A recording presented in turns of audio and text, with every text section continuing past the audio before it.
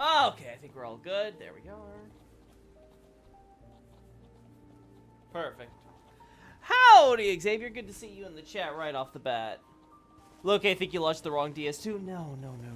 You see, this is the right DS2.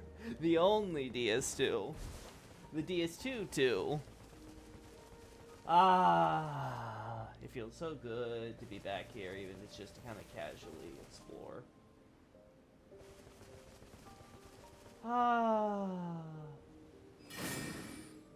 Cool. I have ×5 speed again, chat. You know how nice that feels?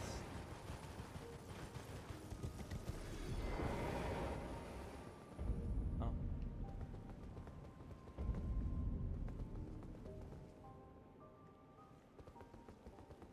I still don't know why that happens, you know?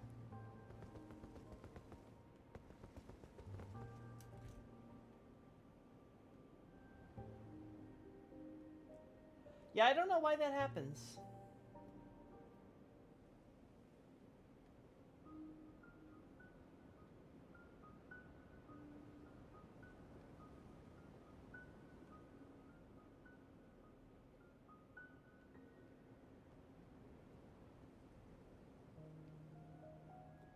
Well, I guess we can always do this. Guess they just added that chair. Got a few candles for ritual crap.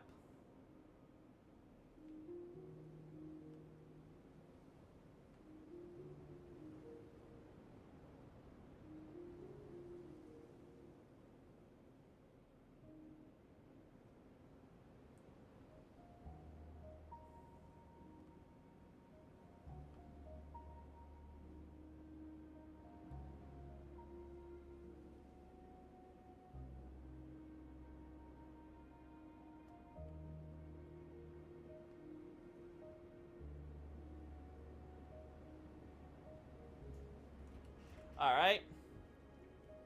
You can preemptively get a shot of Renala's fingers, so you can have the after to Renala's second phase wearing the ring. Ooh, that's true. I can get shots of that. That wouldn't hurt.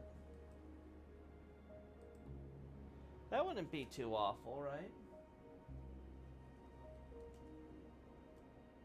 Yeah, okay. Coolio. Also, I figured out what the problem with my key bindings was. It's the numlock. The numlock key screws up the keyboard, and that's why I wasn't recognizing the thing on the camera properly. I finally figured that one out while casually going through this now, because I was like, I was working now. I was like, I don't know why, and then I was changing up the thing again, and it stopped working. I was like, oh, wait a second, it's after I set one of the things at numlock, and I'm like, oh, okay, so that's what that button does. So cool. Numlock doesn't do what it says. It doesn't lock the numbers in place. It switches them up. I find that false advertising. Someone should sue Microsoft. Something that'll be super fun for your second playthrough of the DLC. Mikla does open his eyes during the fight, but it's during the meteor attack. Oh. Yeah, let's quickly, oh god, I forgot. Yeah, there we go.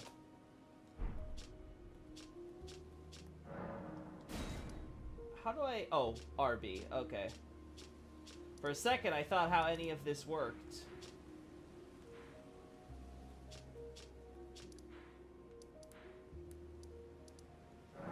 Hey, Renala. Are you getting shots for the astrologer thesis you promised already? Oh, no.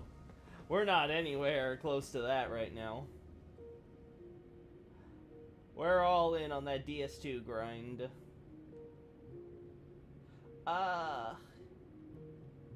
Be this hand, right? So...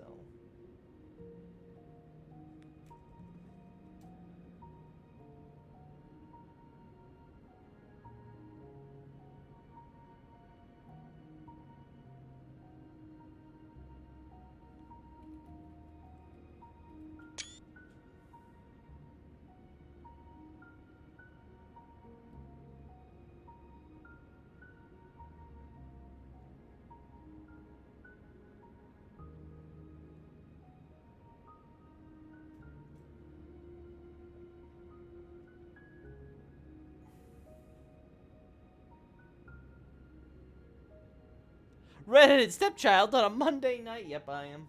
On a Monday night. I'm looking for my redheaded stepchild. Where's Mesmer?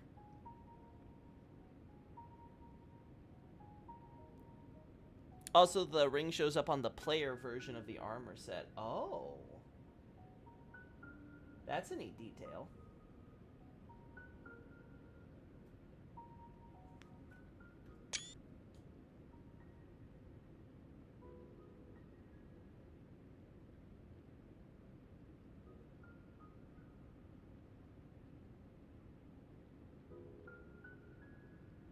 We don't want good old Master to be in the shot, so.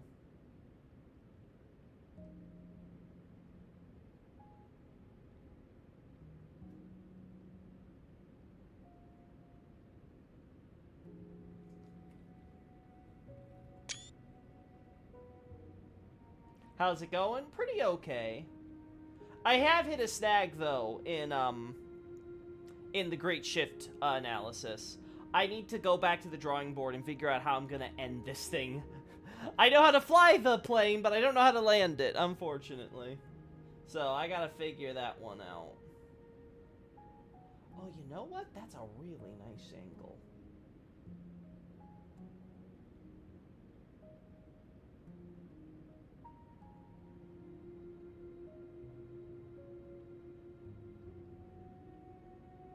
Oh.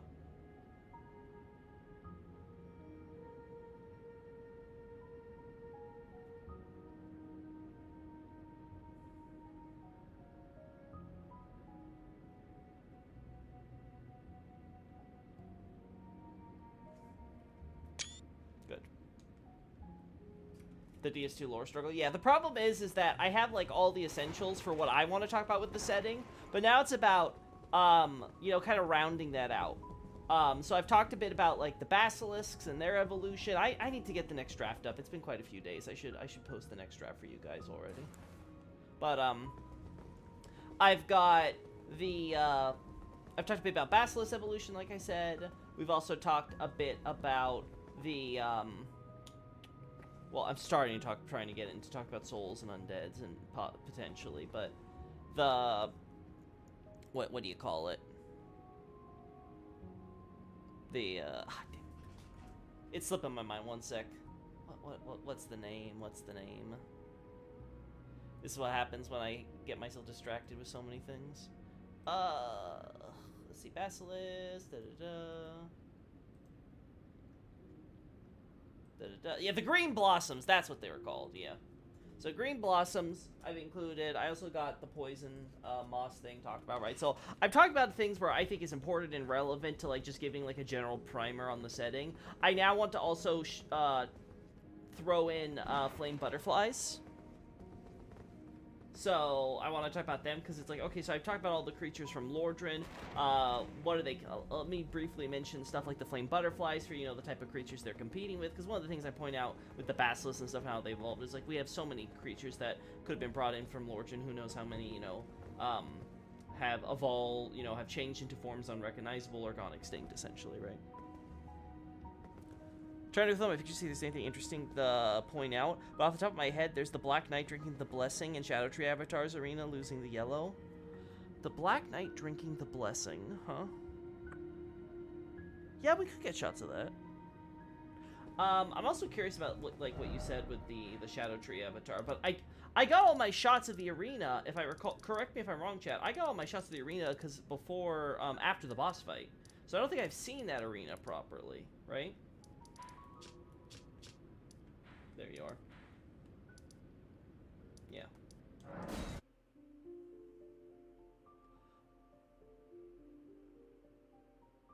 Oh, Loki, break one of the globes close to the entrance and wait. Oh, sure. I'll do that. I'll do that in a sec. So, are we talking about this stuff? This stuff is gold, but it turns to black sludge once it's dead? Is that the idea? You can kind of see it in the reflections here.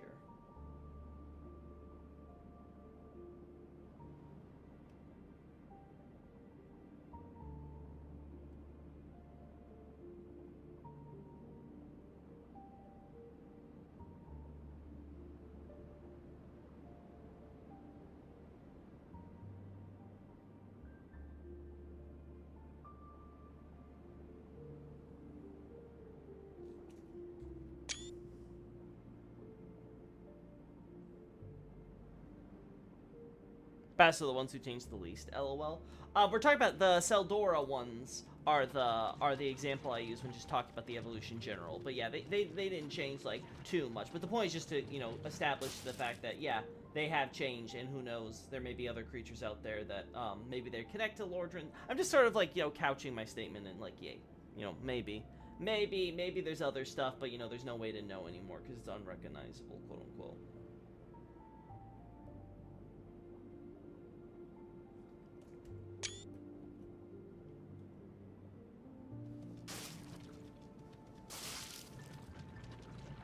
It's like the Shadow Tree stuff. There's gold alongside the Shadow. Yeah, I'm fine with that. I am curious, though, how this looks during the boss fight now, so I'm probably going to see some, like, I'll probably put up, like, a 4K boss battle on YouTube or something at some point. You know what? Oh.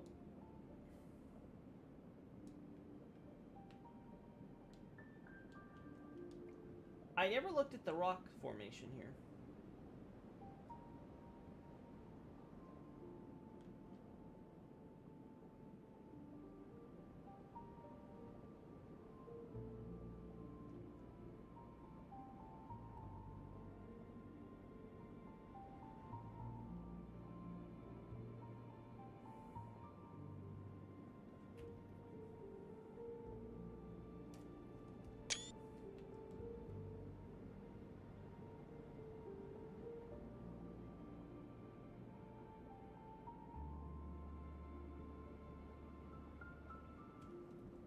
Yeah.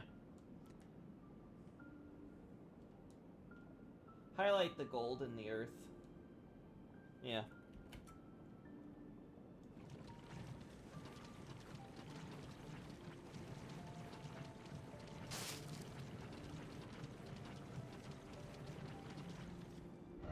I posted a video about it disappearing. Oh, cool. I have to see that then.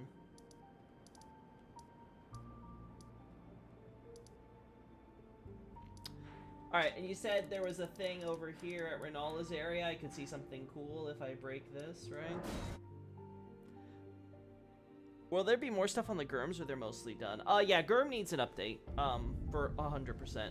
I still need to, I need to address the Spear Stonehead thing and possible connections there. I explored some other possibilities, but they didn't go anywhere in the end, so I'm like, you know what, that's not worth doing, so, You said by the entrance specifically? Or can I just do one of these? Can I break one of these? Is that fine? This good, Xavier? This count?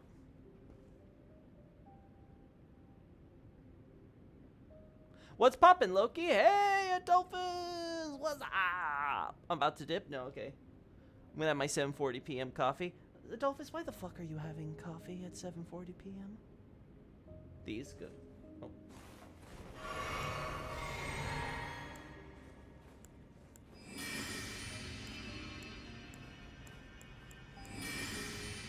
Alright. You got me. I'm curious. What the hell? God. I'm trying to reteach myself where everything is.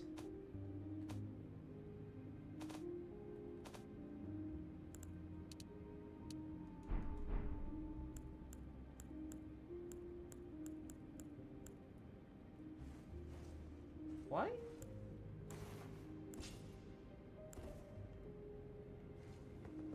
Oh, cause it's this, right? Okay, damn. So I wasn't crazy.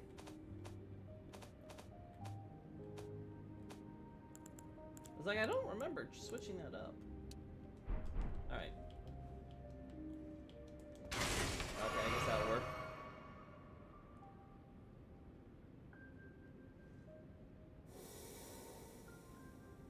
Oh.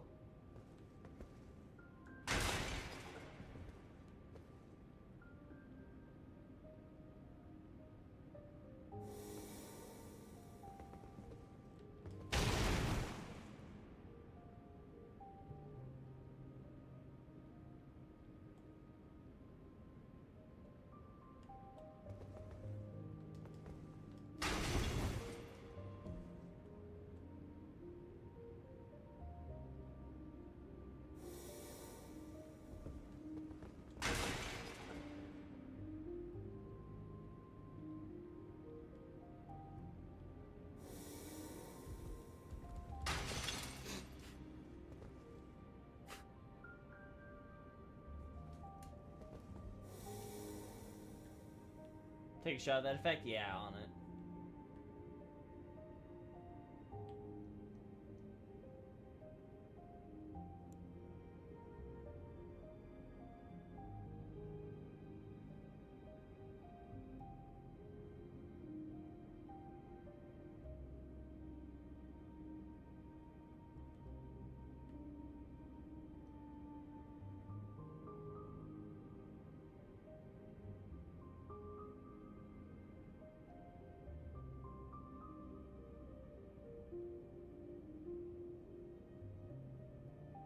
Alright, let's reset the area, because there is a background stuff there, but I like the idea.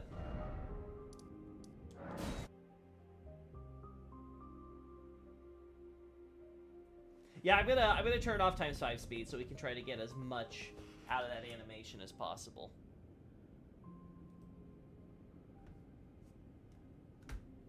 Hello? Hello? There we go. Being weird.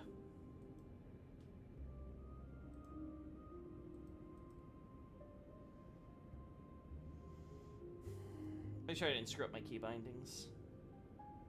No, not as far as I can tell.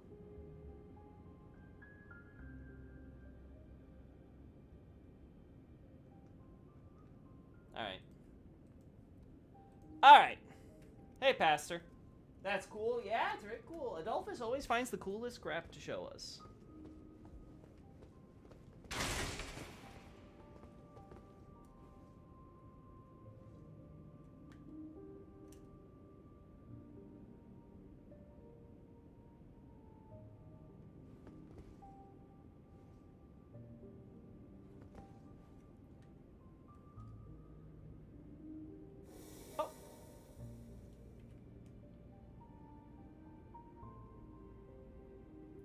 ×5 speed, really spoils you, huh?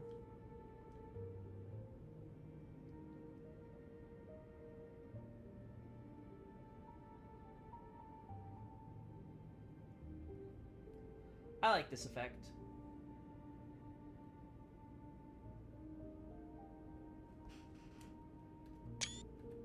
Alright, let's lock the camera in place. Ah! Actually, you know what?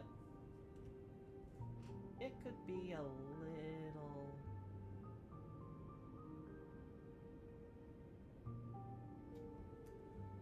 little more like that.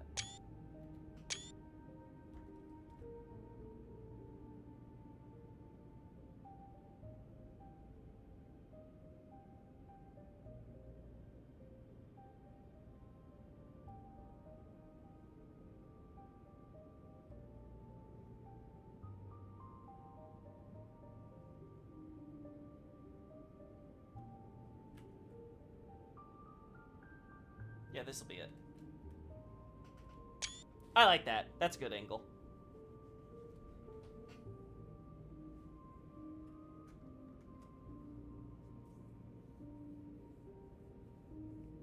Xavier! Oh, did I say I am or something instead? Sorry, Xavier.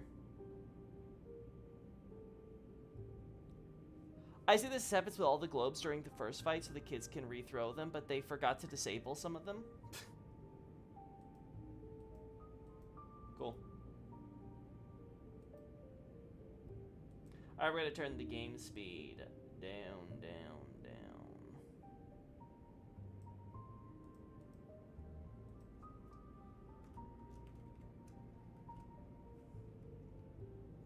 Alright, chat. One last time just to be safe.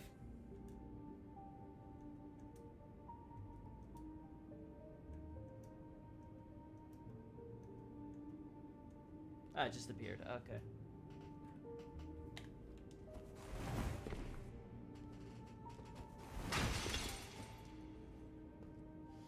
Okay, so that's a cool effect to monitor if we ever want to talk about that in the future.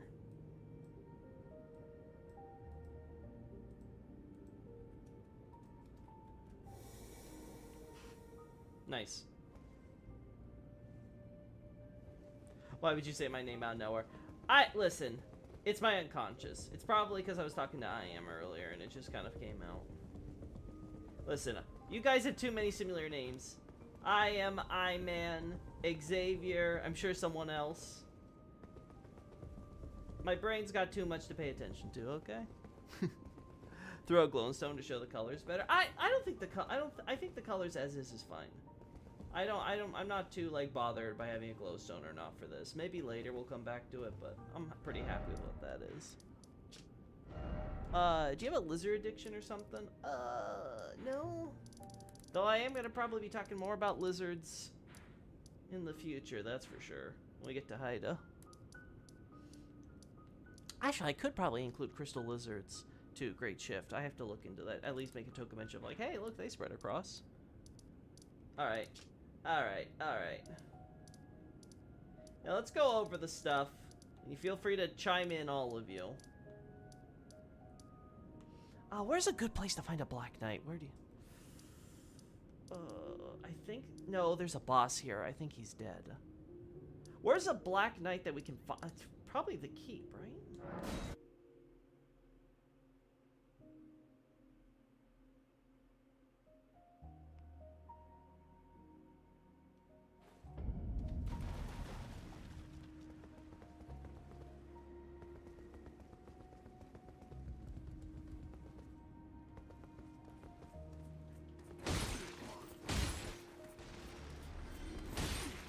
Oh. Blood's back on the menu, boys. And now it's not.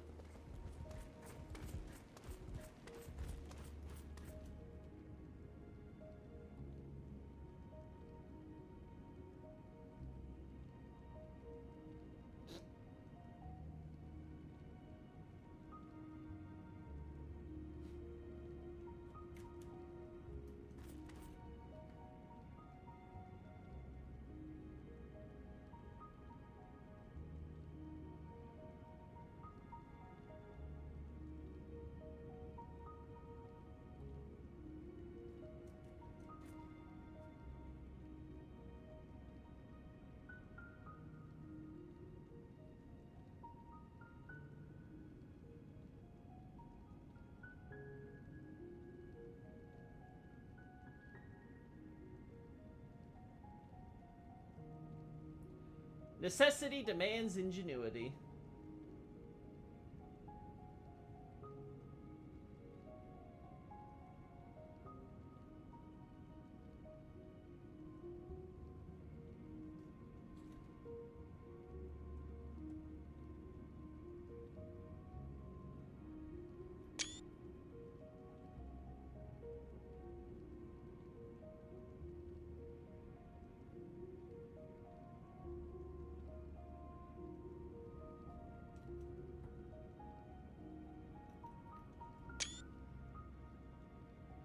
Kind of funny how Crystal has survived until Dark Souls 3. Hey, when you can teleport.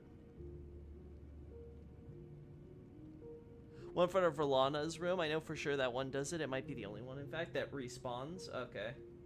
So, we might work with that one then.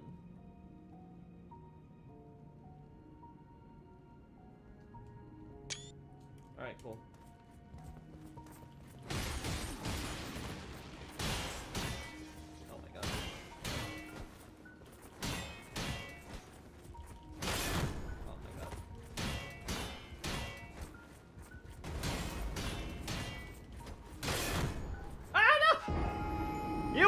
One! Me trying to knock him off. Should've just tried to kill him and move the body. It's not like DS2 where I can't use the physics, right?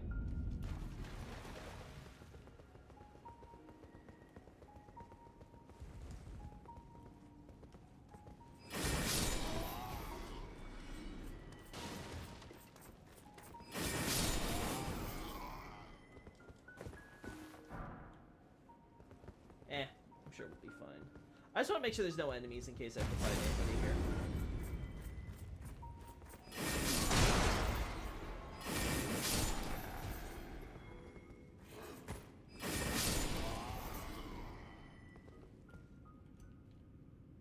Oh, that's funny.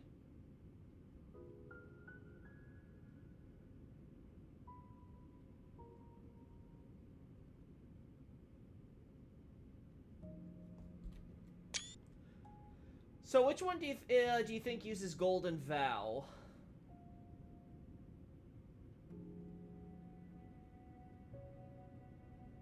Well, that's awkward. No one needs to know.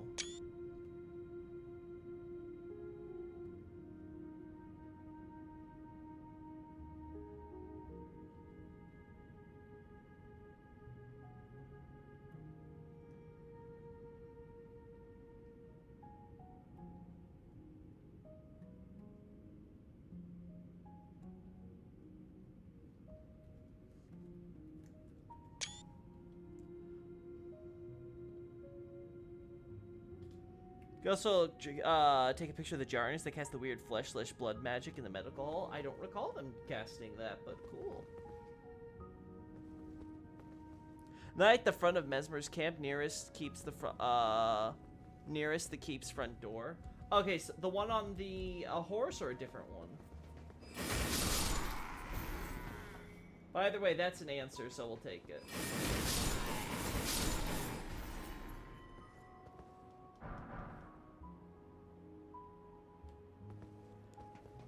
Hey, Trepes!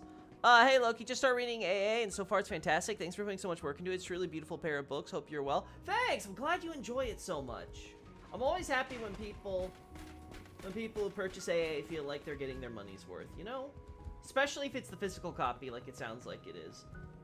Because I know that's definitely a hefty price for anybody, so I appreciate you taking a chance on it, I guess I should say. I just remember the location. Okay, that's fine. If we have to knock him off his horse, so be it.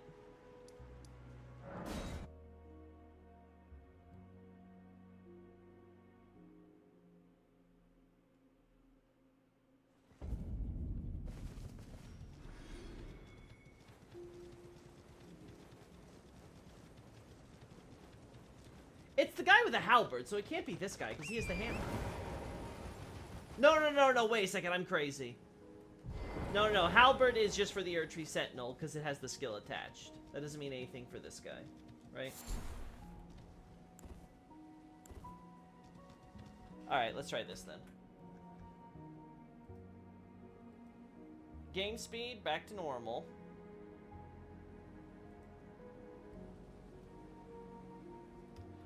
We turn off... We turn back on enemy AI, I guess I should say. So it is the... Alright. Alright. It's him! Alright.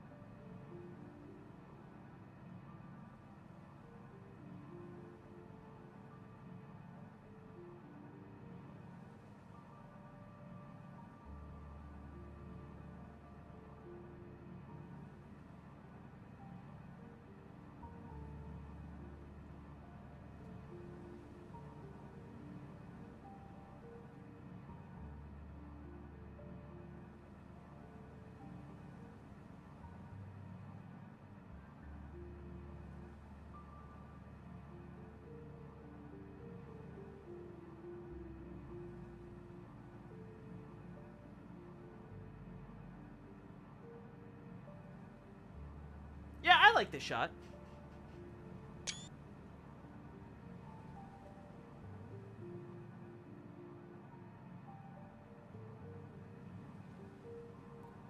probably get away with something like this. Nah, let's do normal.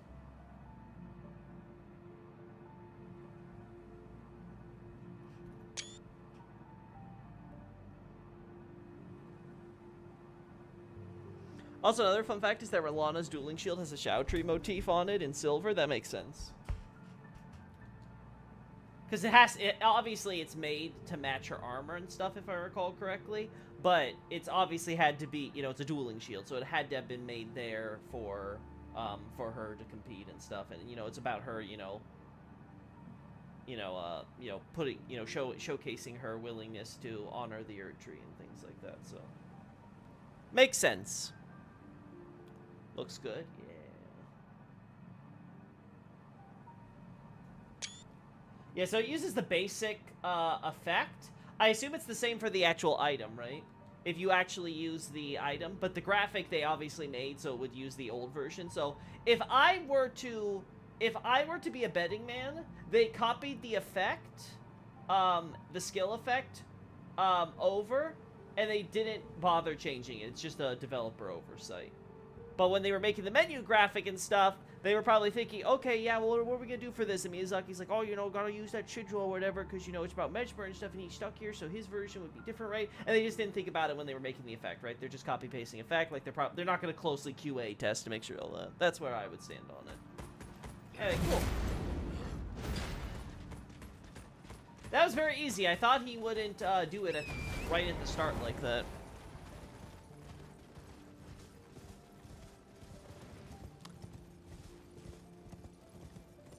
The item is like using the spell, unlike this guy using the skill. Uh-huh. Makes sense.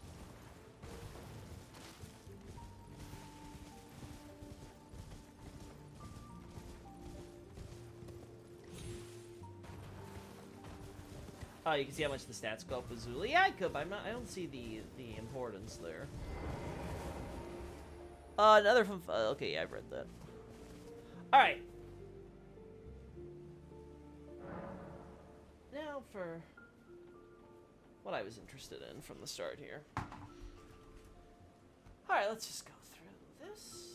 See, I now added... Oh, whoopsie, I moved that thing to the other screen accidentally. My bad, my bad. Okay, so... Can't believe you just ignored me. Oh, Tyrone! I'm sorry! You were off screen when I checked. I'm half redhead. I'm all here, baby. Hey, Tyrone, welcome here. Only half? Probably still more than Mesmer, right? Let's see. Incantation, Asher War, item, all three have different buff numbers. Yeah, but that's not important to me. They can balance it however they want. Alright. Can I get this to show up for you guys? I swear this is such a chore every time we have to go through this.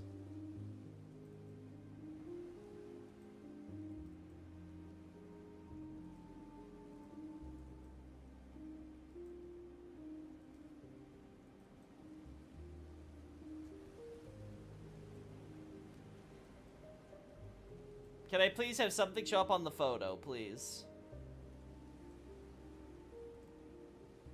Alright. Alright, we're editing this, chat.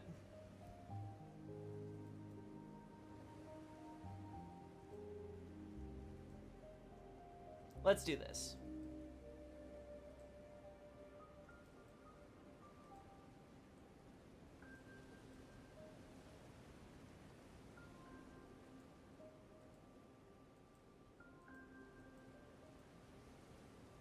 Why is it not seeing it? It actually legit just doesn't recognize the photos.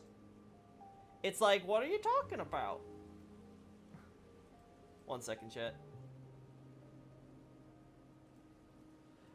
If I, Nope, it's not that. I legit don't understand how this works.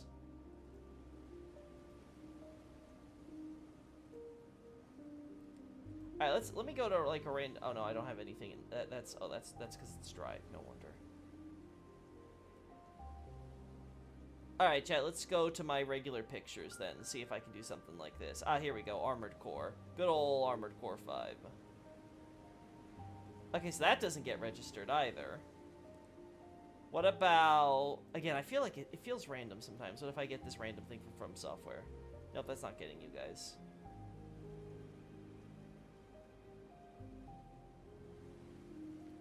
Elden Ring. What if it's a Karia map? Nope. Nope. Oh, it's a random Oh, now that works! That one works. Why? Why does that work?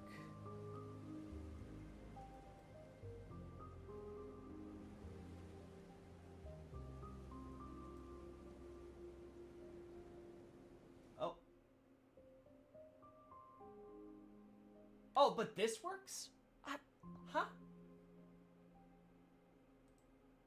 I don't get it. Hey! Hey, Friezo. Welcome to the chat. Trying to get this thing so I can show the timeline to you guys. It ain't working. I don't know why it doesn't register this as a photo versus literally everything else in every other folder. Why it's so... Oh, okay, we got it. We got it. For some reason, that one worked. I don't know why. Clearly, it's because my Rykard wants to bang his mom theory is correct. Clearly. Clearly, I'm on the right track there. Loki and his technical difficulties. Yeah, name a beggar pair. Alright. So, we got this going. I thought it was going to get worse, but it did get worse. Oh no. Clearly, it's a sign.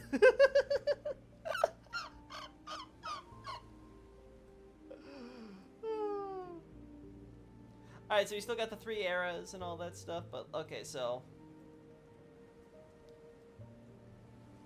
we are now going to have the wonderful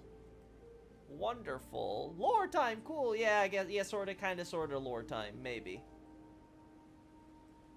I want to go over things and see, because obviously while working on Dark Souls 2 lately, I have been allowing myself to stew on some Elden Ring stuff, you know, very casually, right? I won't say I've dedicated, like, a lot of my brain power to that. There's only so much I can dedicate to so many things, you know?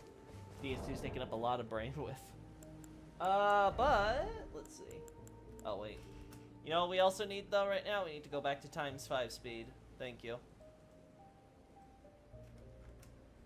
Alright. We have lots of stuff, that's for sure. Lots of stuff. Alright, so I'm looking at stuff regarding timeline on events and things.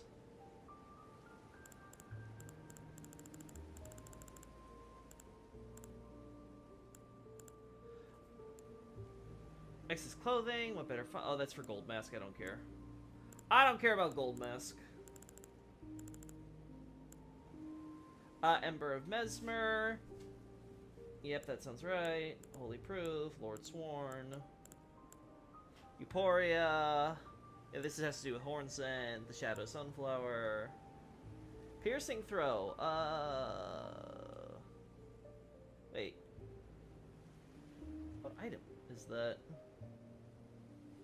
Is that what the Letta's like little ninja friend uses? Turbo mode is coming home. I always love turbo mode. Mesmer's crusade takes too long and messes with the timeline. In my opinion, he's the most incompetent genocider I've ever seen. Oh, I agree. I agree, Tyrone.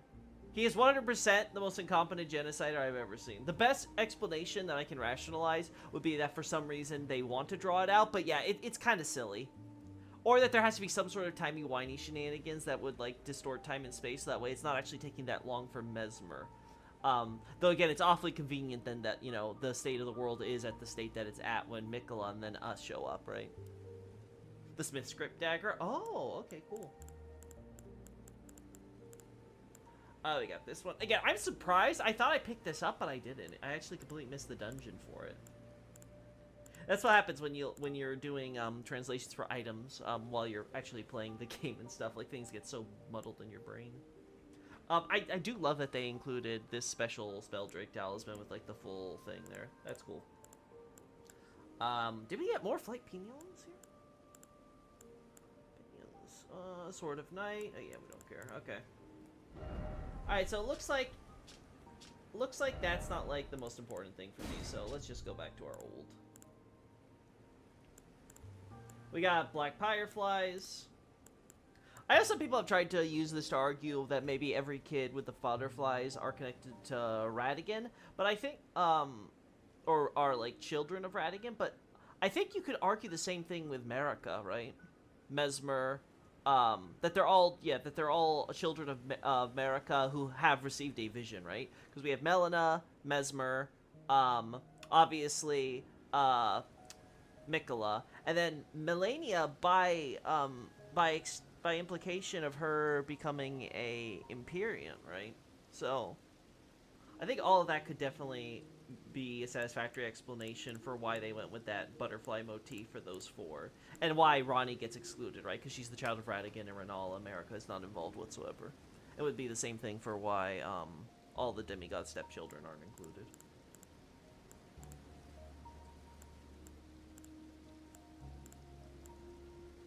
Dragon Lore's not important to us. Fire Knight's cookbook and stuff, right? Fire Coil, Eternal Sleep Pot. I'm more interested in items, honestly. These are for tools. Yeah, this is the Spirit Grave thing, right? Yeah, so this one, again, using Crucible Sigil. Again, this uses the two-finger sigil by contrast.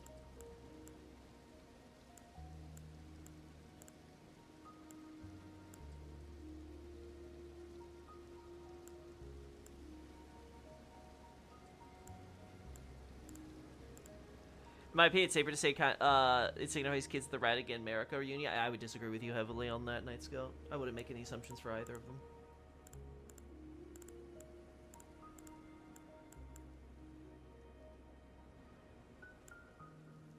Let's see.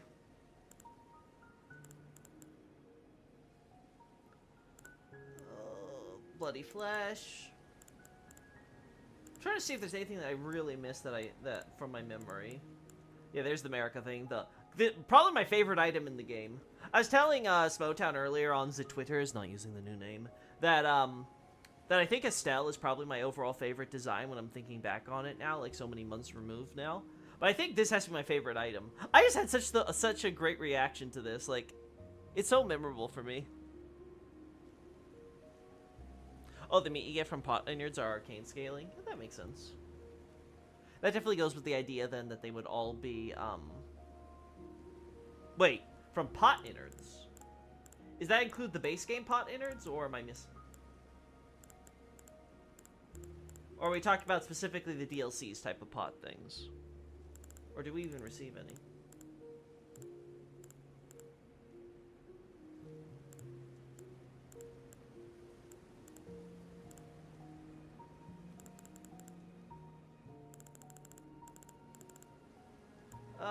Ancient Dragon's Blessing, don't care.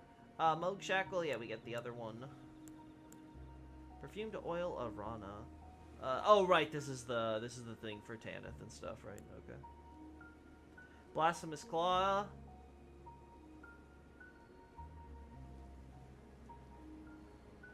Is that blood on the... You guys can't see here, so but let me... Is that blood on the tip, you think, or...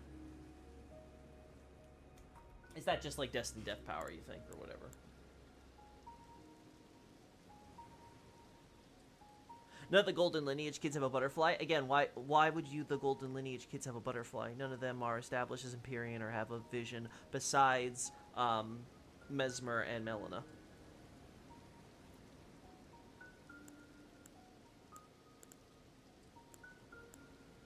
Again, I can go with either. Whether you want to say Mesmer would classify as an Empyrean, personally, I would side on probably no, but the vision thing at least, that would be consistent enough. Looks like blood to me. But then the question would be, was it being used before Ronnie gave it to? I guess it could have, right? Because they had to do the rituals and stuff? Maybe.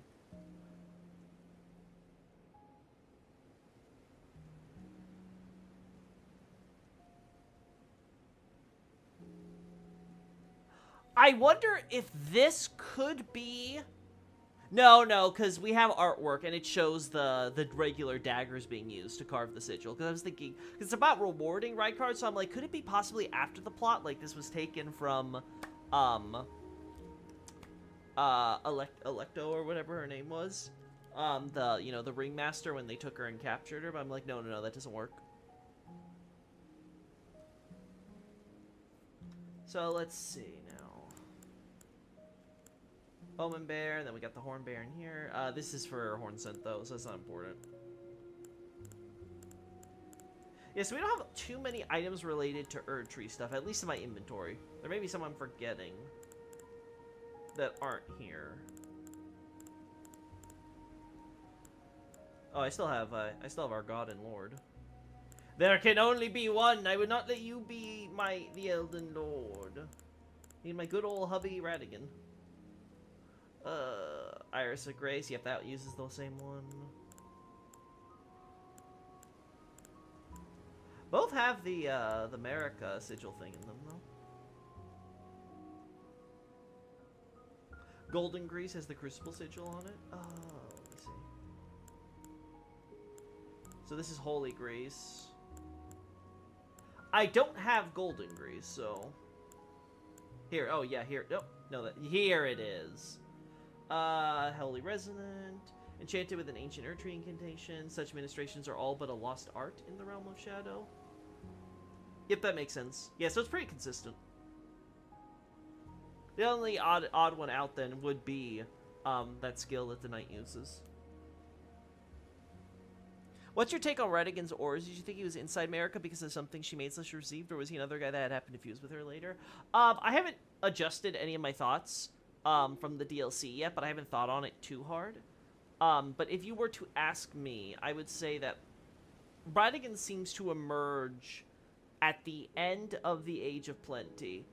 Sorry. I should say, not like, the Age of Plenty, like, actual end, but, like, around the time that, like, Marika begins the end of the Age of Plenty, right? So, when Destined Death gets sealed, by Malekith, and the Glowmite Queen gets defeated and stuff like that, it seems like around that time is when Radigan emerges, because we don't really have any evidence of him earlier than the, well,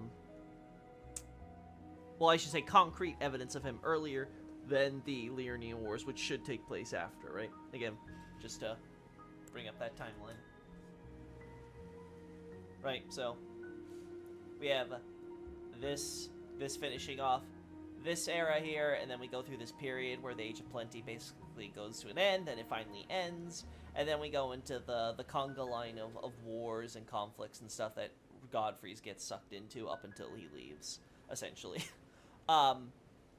And, like, Liurnian Wars would be, like, the top of this list, in my estimation.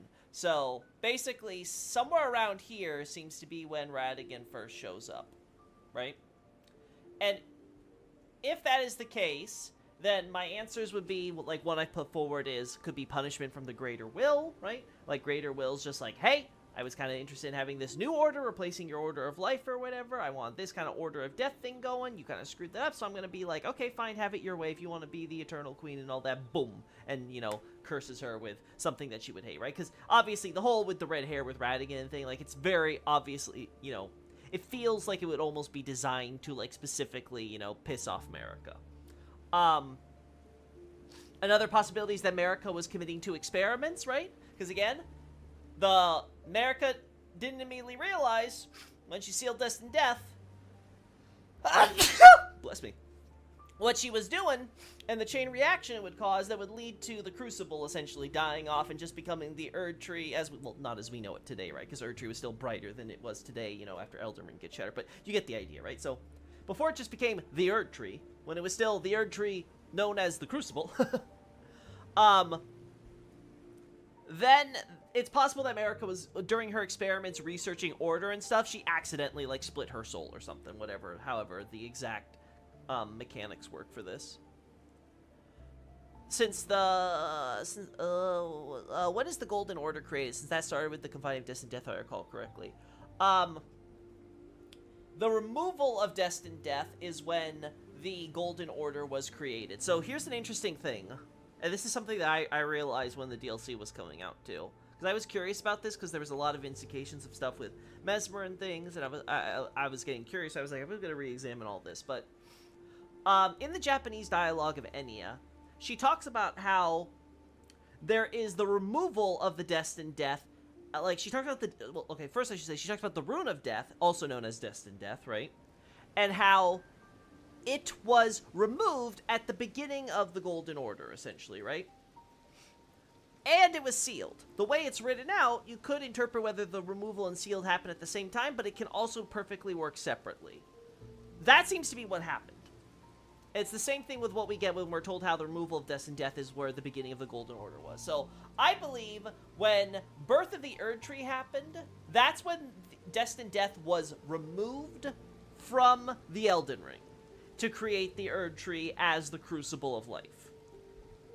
That was all well and good, but for whatever reason, it seems that after the Glowmite Queen incident, right, that and this Destined Death ended up getting seemingly taken by the Queen, which also explains that, right? If it's been removed separate from the Elden Ring, it explains how Melina had, like, you know, access to it and stuff. If she's Marika's kid or whatever, it's like, okay, she can, like, go in, steal it away, and then, like, you know, go off and do her own thing, right?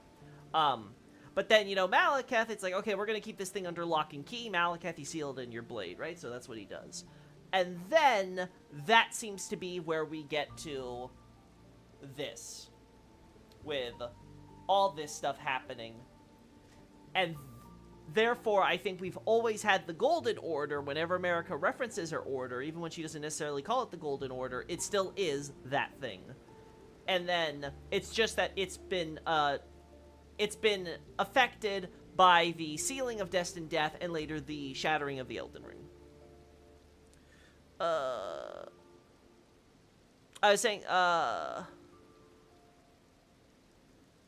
I'm saying that's when Radigan happened, was when she removed Destined Death. So you think it could be something as early as that, then, that she removes Destined Death from the Elden Ring, and that causes her to split into two?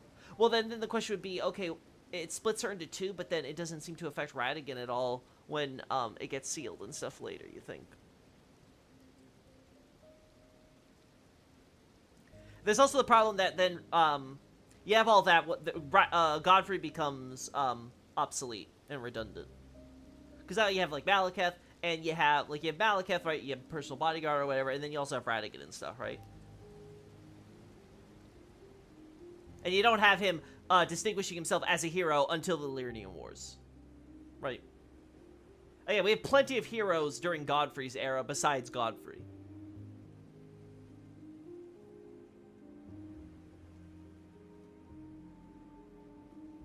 Hey, Loki! Hey, Nobre.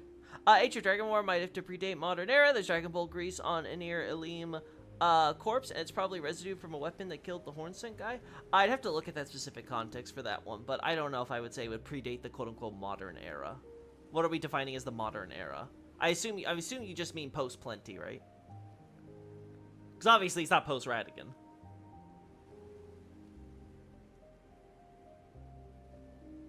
I don't know about timeline stuff. I was thinking that Golden Order's #1 fan happened when it was created. The thing with Radigan is that he's only a quote-unquote fan of the Golden Order insofar as he feels the compelled need to understand it so that he can understand himself, right? Because his central character motivation is the fact that he's Marika with an existential crisis of why is he not Marika? It's like, I'm Marika, but I'm not Marika. And he's trying to understand that, right? Like, even more so than Marika and everything else, he has a particular motivation to be obsessed with the order and fundamentalism and understanding how everything fits in its proper place and all that stuff, because he wants to become complete, as he puts it. Modern era is the circular tree sigil. Oh, so but you mean, like, this stuff here. That's what you would want to define as modern? Okay, so basically post-Plenty. Gotcha.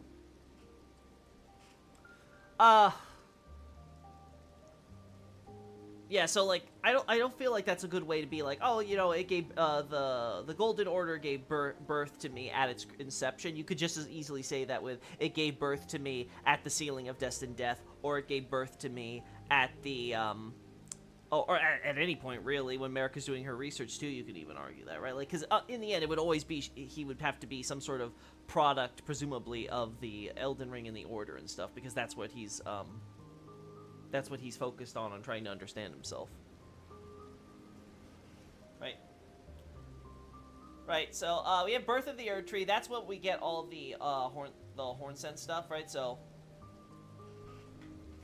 because the golden, lineage is called, well, golden. In my opinion, the Golden Order was always the name of America's founded country. I don't know about the name of the country. The country, we never get, Golden Order is never the name for the country. It's just for the organization. It's a bit vague. Because, again, the term for order here refers to the regulation, the law. And it's... The order is ultimately synonymous with the Elden Ring. It just tells you... It's just an expression of the Elden Ring in its current formulation, right?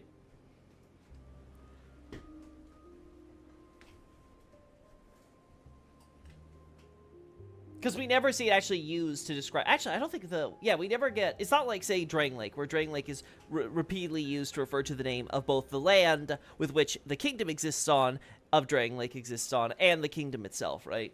Or, like, same with Boletaria, right? Boletaria is the name of the land, and also, of course, the kingdom, which takes up so much of that land. Golden Order is the Elden Ring, I think? Yeah.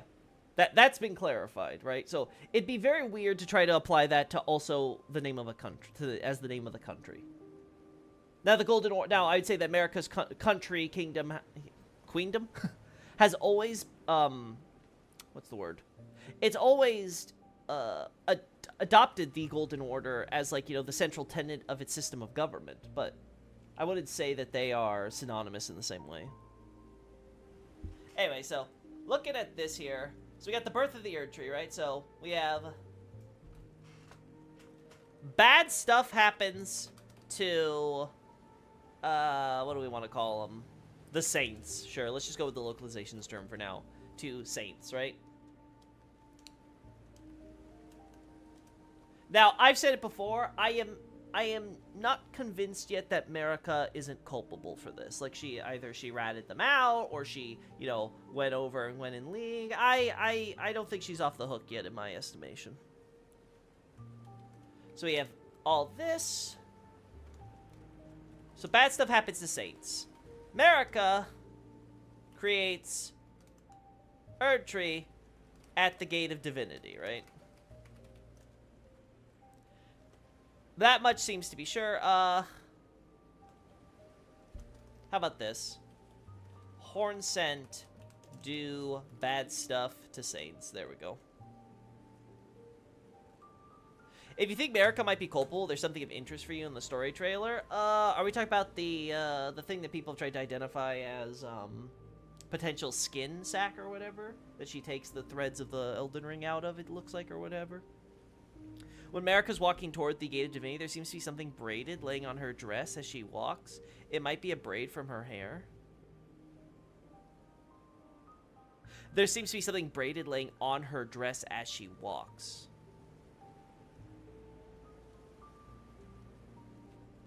You're right, I haven't looked at her hair that closely when I look at the trailer, huh? It doesn't look the same as the braid we see on her right side, so it could be her left braid. When did Marika cut her hair? Because we have something with the statues, right? Marika's hair then and stuff. Yeah, I'd have to go over that. That does sound interesting, potentially. She has thin braids in the trailer, I'm pretty sure.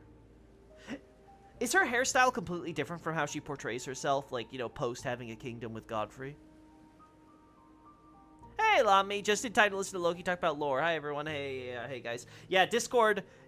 you guys on Discord, you know, I got a good question from Baltoy about the lore stuff, and I was like, you know what? I feel like just doing a casual stream tonight with you guys, like going over what we got. So we have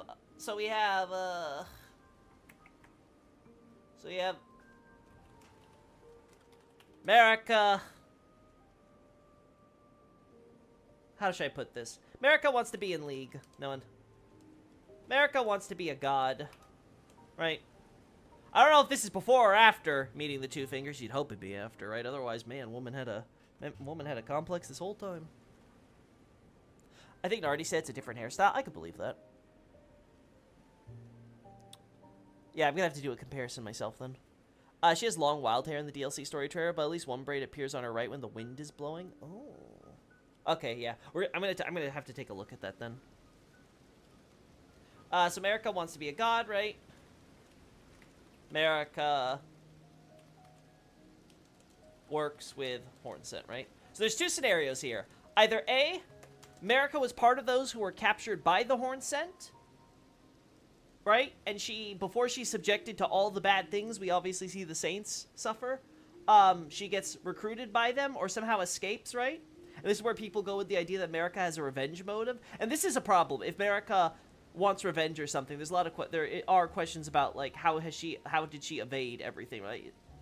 And this could tie into, like, the snake skin and stuff, right? Like, there's definitely things where, like, there's definitely details here that needs to be worked out, which is why I'm not going to say that I don't think it's impossible that there's a revenge motive here with America. I'm just saying it doesn't make sense to me based on everything she does afterward.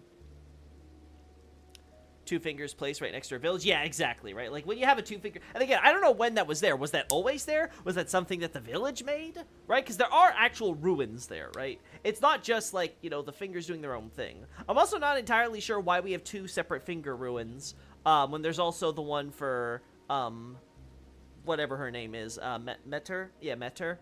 Underground, you know, well, yeah, underground, like, little ruin thing that she apparently has. It's, like, so smaller than the others, right? I haven't really thought too hard about Metter and stuff on how that all factors in.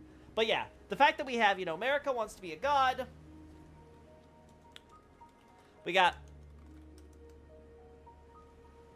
let's be a god with finger ruins next door, right? Let's also include this. America's happy life in the village, right?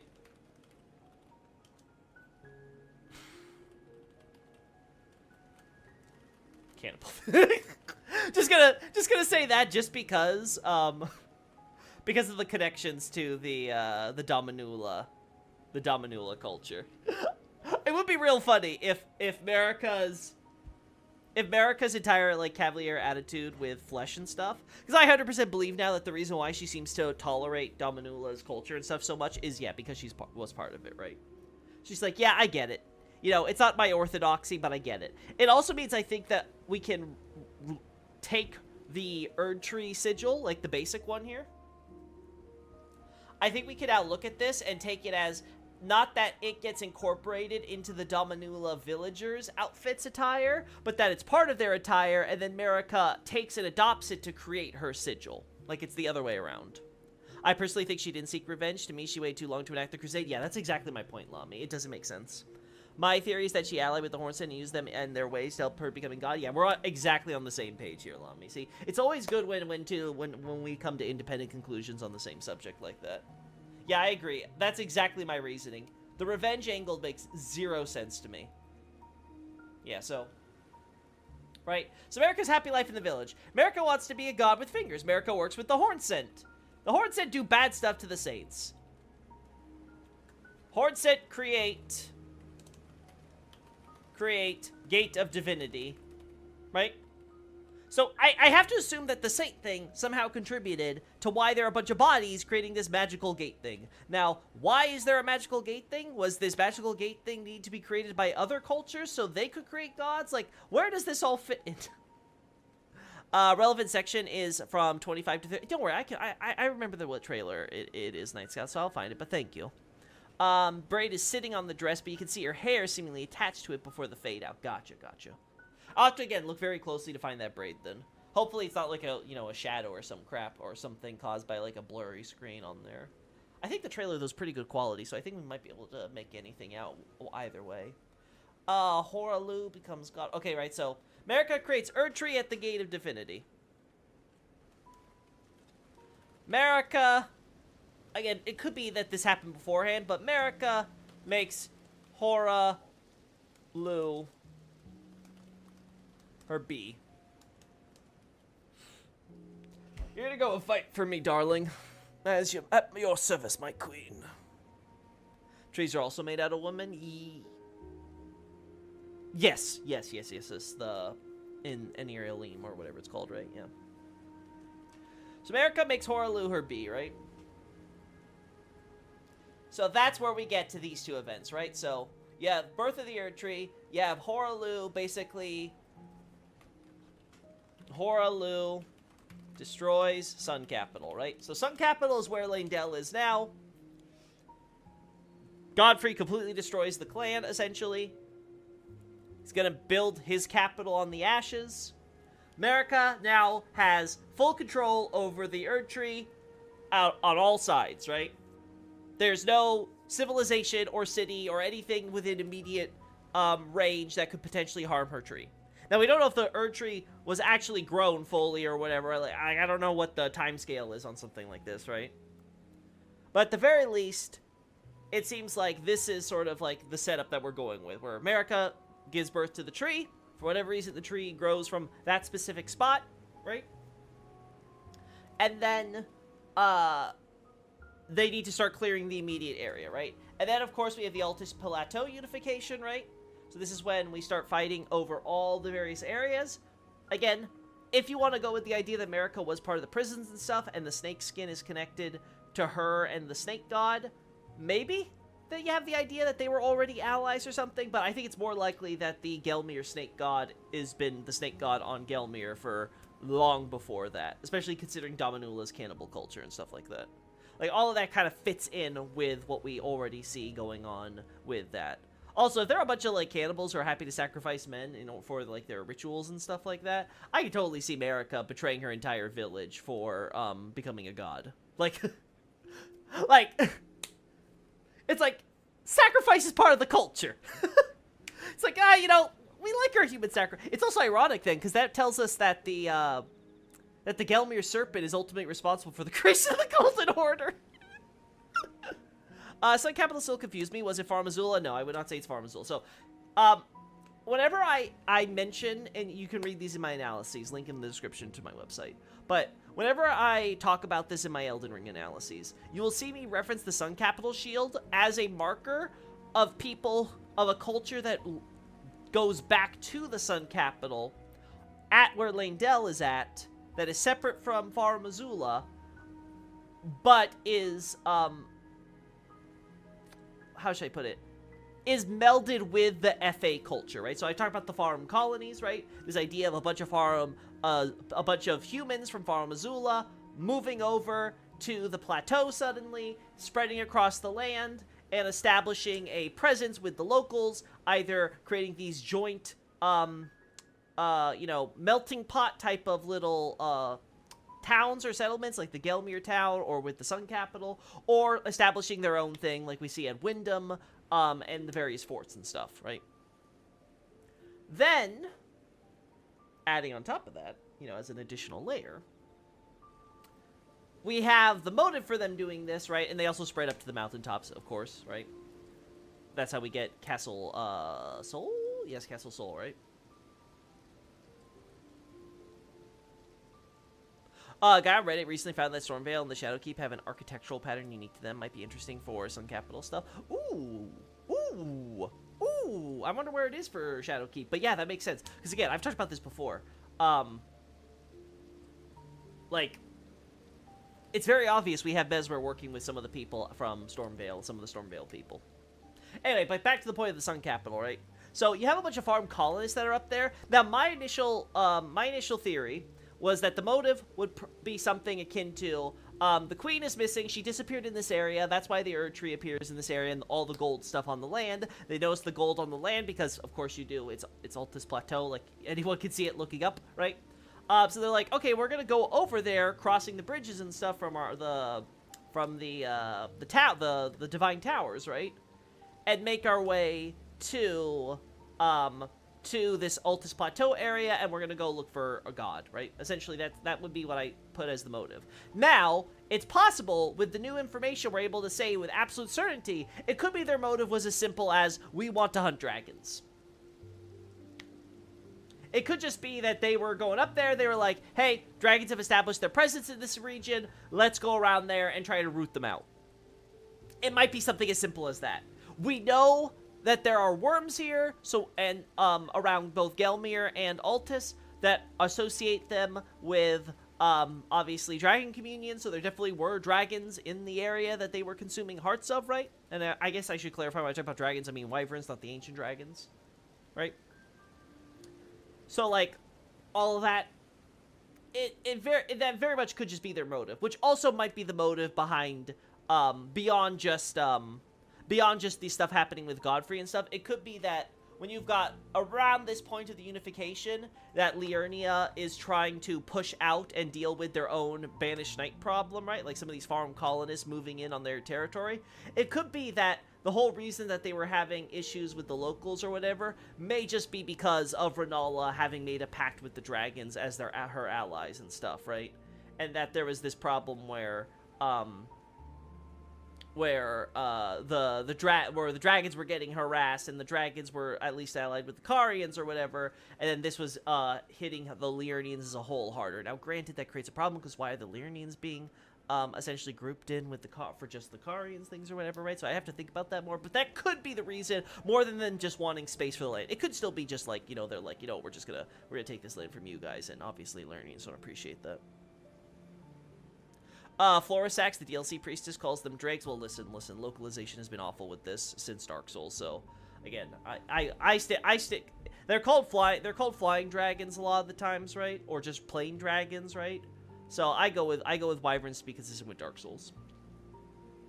Dragon Lord, best lore. That was a good lore. That was a good confirmation too, right? Because it makes so much sense with stuff like, it's one of those things where I could totally imagine myself having come to that conclusion when I eventually got to Farum Azula, but that would have taken so long and been forever, right? It's so nice having the DLC just tell you that, like it made so much just instantly fall into place, right? Like, oh, I love that. Also, it makes sense you consider Festive Grease implies Marika's clan knew how to gather runes / life power from dead. Marika could have played a reverse Uno card for her own goals. That's true. Though I would still... Yeah, because I don't know enough about the cosmology on runes and stuff for what the significance would be, but yeah, I agree. That definitely could work out. Dragons might not be Renala's allies if Rani fought Adula. Fighting Adula would be, this would be after, the dragons would, after Renala gets, you know, she goes loco and she gets locked away, and there's a rift caused between the Carian Civil War, I should say, so... I love the term modern dragons to contrast the ancient dragons. Yeah, that could work too. I'm going to stick to wyverns, though, because that's what I'm familiar with. Anyway, so... Well, that's been a bunch of tangents or whatever. So, Horlu destroys Sun Capital, right? Defeats... Fortified Manor. Right? Sarash becomes his bee.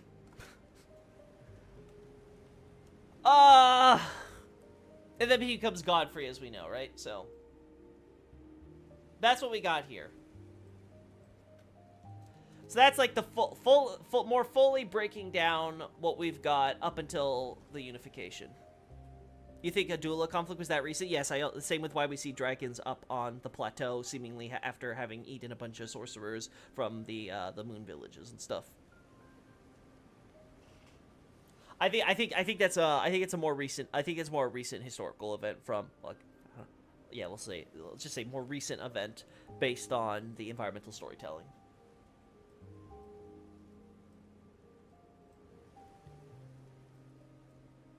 There we go.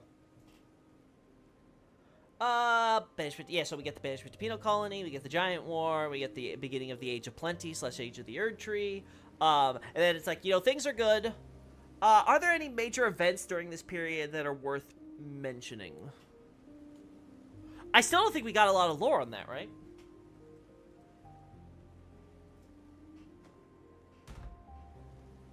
Let me get back here.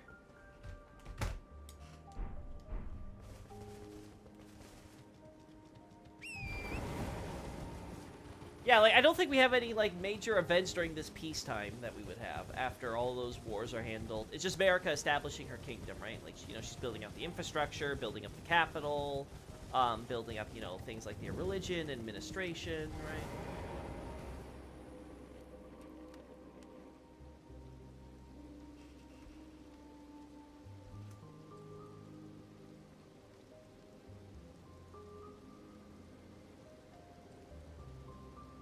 Oh, yeah, no, keep that up. Let's turn off game speed here so that way camera stops being weird. Also, if the Golden Ore was allied with ancient dragons, were they allied with ancient dragons? I don't remember ever saying that. Is there something? And Liurnia in turn. Oh. I don't remember them being allied with ancient dragons. We know that Sarash was once part of Far Missoula culture, as are the Banished Knights and stuff. But again, as I go over in Altus Unification War, the circumstances behind that is very clearly not to create an at least not a traditional alliance with Far Missoula. It's more or less being you work for us now. Ancient Dragon Cult, Major Prayer, but that's though later. Again, like I've said before, Night Scout, I do not put the Ancient Dragon War anywhere in this earlier period that you might be suggesting. Pre what did you call it? Pre-modern, right? Again, I have it over here. I think that's where it makes the most sense based on all the circumstances, including, you know, Godwyn growing up, all this other stuff, right? Godwyn's old enough now to become a hero and stuff. You got all the other demigods, yada yada yada. The Lanedale Dragon Cult, yeah. The Lanedale Dragon Cult seems to more or less emerge after this war, which seems to more or less take whatever's left of Far Missoula. I know some people want to put the meteor that threw Far Missoula into the sky to like ancient history or whatever like that. Whether or not that's true, whatever's left of Far Missoula as a political body which is directing or these dragons are acting on behalf of is dead at this point. And I think at that juncture, again, the dragons like we see with Fortisax and Landsax or whatever, it's very clear that they're just assimilating into Erdtree culture. They're not imposing any, you know, demands. You know, Fortisax is living at the mercy and magnanimity of Godwyn, right? So I don't think there's anything where it's like Golden Order now has this whole thing where they want to get rid of all the wyverns suddenly.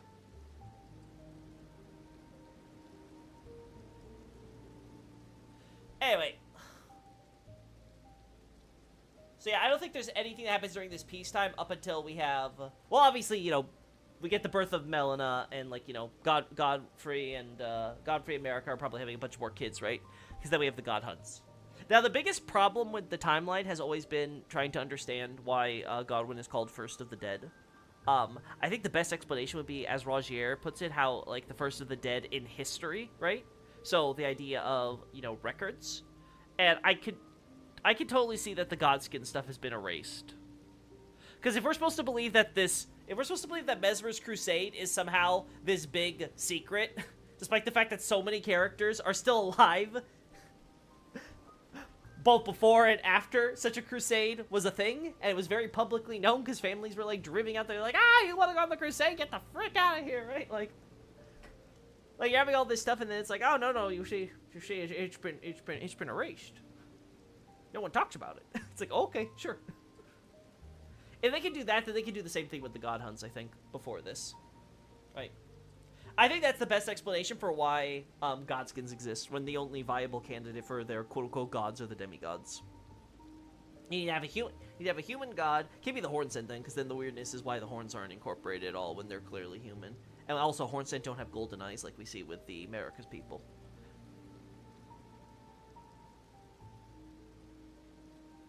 So that's, I think, the best explanation we can get with that little quibble, right? With the why is Godwyn first of the dead demigods? It's because he's the first one that's still recorded. Because America couldn't erase it by that point, right? As we know. But then if that is the case, then so we have essentially Melina. She takes Destined Death, which was already removed from the Elden Ring, back at the inception point here, right? And then she goes be's Glowmite Queen. This seems to also be when the Serpent Rebellion happens. I agree with Smotown, and I know a bunch of other people who say that they think the rebellion would happen at this point. I don't think it happened earlier. Now, granted, I could be wrong about that. Again, we have the snake skin and stuff. It could be that somewhere either during this period or maybe even earlier, the Serpent betrayed. But I think currently it makes the most sense that the two parties were in league. Which would then help justify why we have some of the Godskins going back to Gelmir which has obviously a snake culture similar to like some of the traits we see in the Godskins. But yeah, Marika basically has Malekith kill her kid for her. This probably has a huge effect on her, but hey, Marika loves power more, right? But then things start going wrong. She's like, okay, the Erd tree is apparently dying and it's giving up seeds now. Okay, I gotta study these seeds, right? That's where we get the minor Erd tree church. While she's researching order and stuff, we have obviously minor Erd trees are showing up. We have the orders, which are like, you know, making the pacts to defend the Erd tree and things like that, right? With the Erd tree defenders. And while this is going on, Marika's also gearing up for a crusade. So we have, this could also be when Radigan shows up, right? So Marika Marika studies minor Erd trees, studies Erd tree seeds, plus minor Erd trees.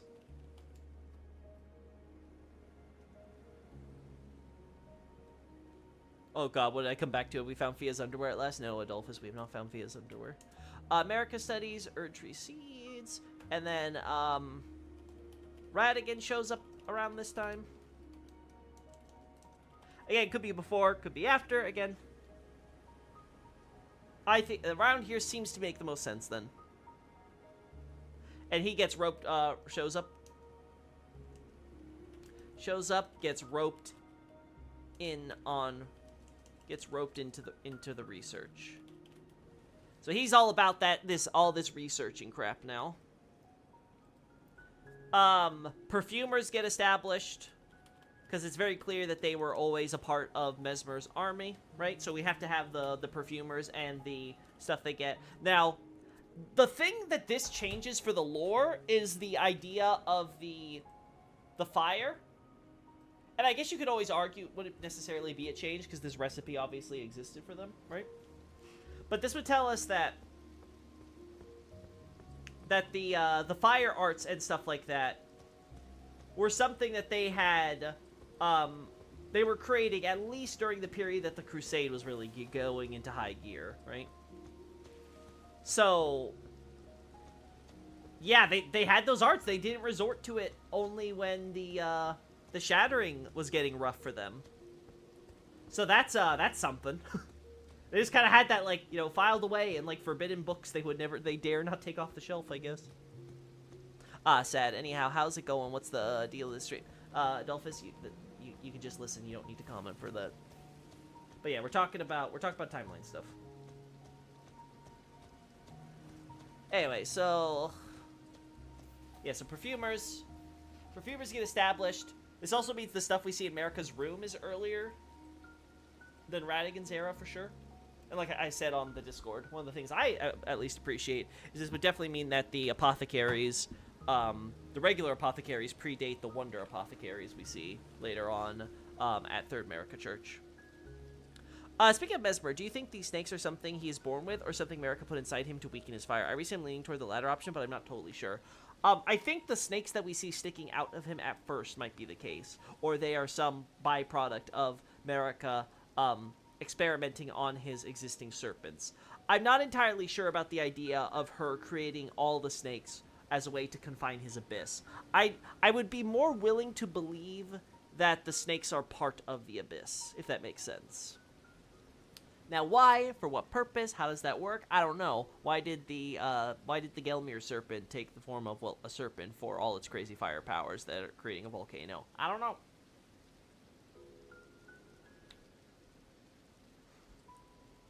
The thing with Mesmer has become obvious that whether or not, maybe, I don't know if they're twins per se, but it's very clear that he's supposed to be Melena's brother, and that both of them had received a vision to go with their fire, right? And Melena, of course, acted on her vision to become the Glowmite Queen, and Marika, I guess this is something we should put. Malekith kills Melena. Gloam. Oh, let's say Gloam-eyed Queen. Doing this on my lap is so awful, chat. Just want you to know. I feel so slow typing. But it's like, it's so awkward typing like this otherwise. Perfumer, no, we need to have this here. So we get the kills. Kills Glowmite Queen and Seals. Seals DD! America gives Mesmer the stink eye.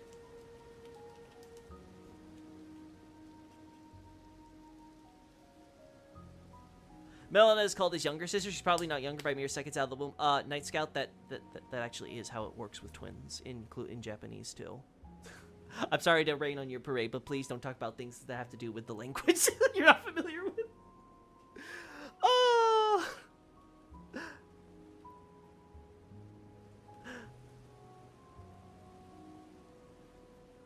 Oh, Loki, the salves for the Nox Ant Riders look like they have potions on them. What do you think that might be? They have potions on them. I could think of those as something they have to feed the ants to keep the brainwashing effect go up, because it breaks really easily, right? If I remember, like, you just dismount them. So it could be something like that, where, like, it's a weak type of hypnosis that they have to, like, regularly administer while riding them, or maybe they can get off and, like, quickly do so. That'd be my first thought. Or it could just be, you know, spare potions they have because they're traveling around.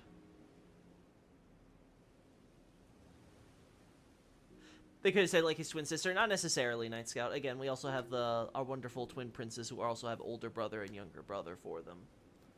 Again, Night Scout, please. Please, please, please. Please don't make me want to, like, time you out because you're saying stupid stuff about the JP text. I used to reject the idea of characters like the Glowmite Queen being reborn as the Melanoe, but after the whole Radigan Moog body shtick, I think I have no reservation on what is possible, lol. I mean, I don't know why you would have any reservation on what is possible. What is possible would have to be whatever the game establishes as a limitation, right? Otherwise, it is possible. Now, is it likely? Well, that's a different question, right? That's where we get into the weeds about the preponderance of the evidence. You know, what's the objective data? What does that sort of create as a cumulative case? And of course, then the subjectivity of, like, where do we feel, like, where do we put on individual weights on pieces of evidence, especially when it's, say, like, only one or two things, right? Or things that maybe, whether or not we consider it evidence, right?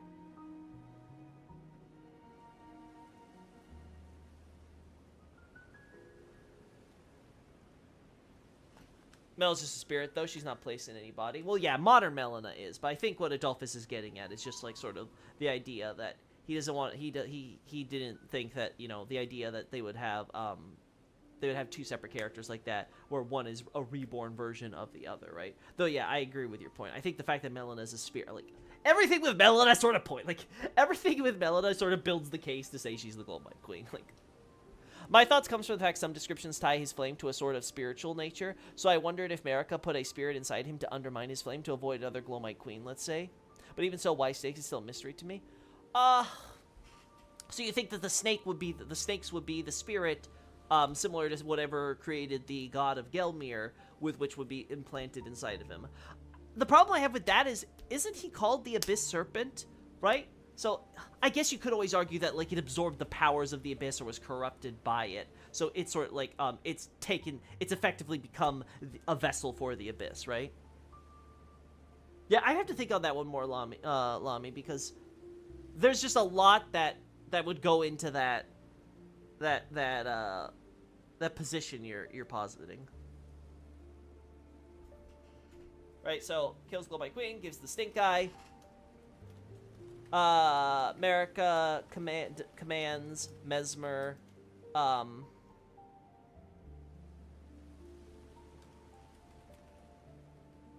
before that, we'd have to also consider...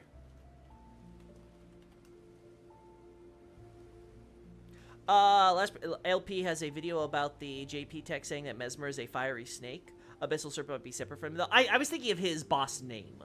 Am I not right? Isn't Phase 2 called the Abyss Serpent or something like that? Granted, I could be misremembering. Full disclosure, I could be misremembering that. Maybe he is just called a fiery snake in that boss fight. Mesmer's flame starts out as a black void, and the flames come out from that void. Also, Zuli recently did a thing to really highlight that the snakes can be seen writhing within his eyes. He's called Base Serpent. Okay, I might be misremembering then. Or... Yeah, I would have to check it later, because I might be misremembering then. I can't remember if that's a localization doing a localization thing, or if it's a different term, like Wicked Serpent or something. Yeah, because I have a few terms floating in my head now, and I don't know which is accurate.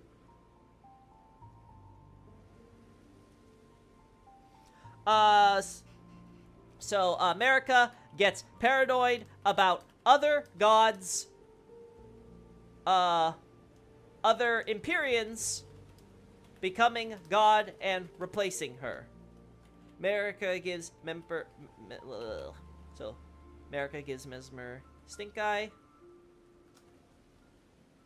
I think we should do this then. So America, she deals with the problem. She's like, well, how do I do to stop that again? Gives Mesmer the stink eye, right? Commands he go on crusade to seal Gate of Divinity.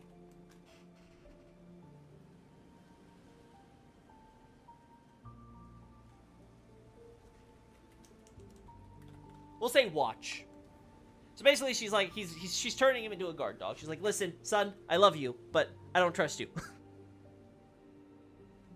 I think his JP name was something along the lines of Wicked Serpent Mesmer. That might be it then. It's on Abyssal Serpent. Maybe it's in, it must be an item description that I'm thinking of that would say that, though. But I'll have to double check then.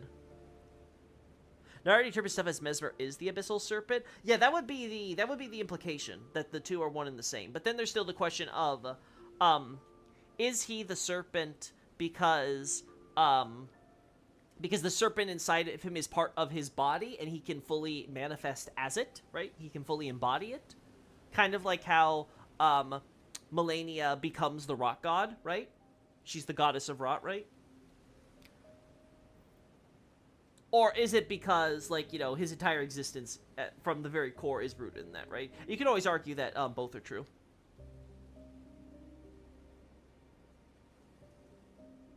Anyway, so America gives Mesmer the stink eye. I'm gonna also...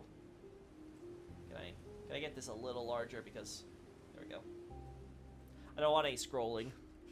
So America gives Mesmer the stink eye. Commands he watches the Gate of Divinity. Mesmer starts building army for war. Crusade. No. For holy war. Another thing pushing me to the idea is the Fire Knight using the flame of Mesmer to revive corpses, and Ember of Mesmer being a material for creating fires, bright stones. Ooh, that's an interesting idea. But that would imply that Mesmer had died.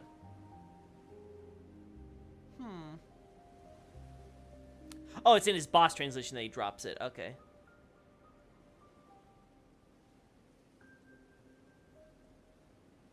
Gotcha. Thank you for clarifying for me, Adolphus. Yeah, it's been so long since I've looked at the Mesmer stuff. The only visual we have of the Abyssal Serpent is the black sphere of writhing snakes by Mesmer's eye. It could be turning Mesmer into a snake, or Mesmer separately snake. Yeah, there's a lot of questions there then. Because I mean, if we have children that are being born with, you know, rot or eternal youth or whatever, being one born as a snake in human form wouldn't be the weirdest thing. Anyway, so where do we go?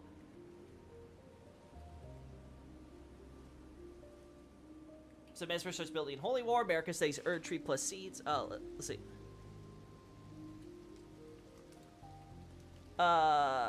Crucible starts dying. Lets out, releases seeds. So this is how we would say that specifically this there, right? America.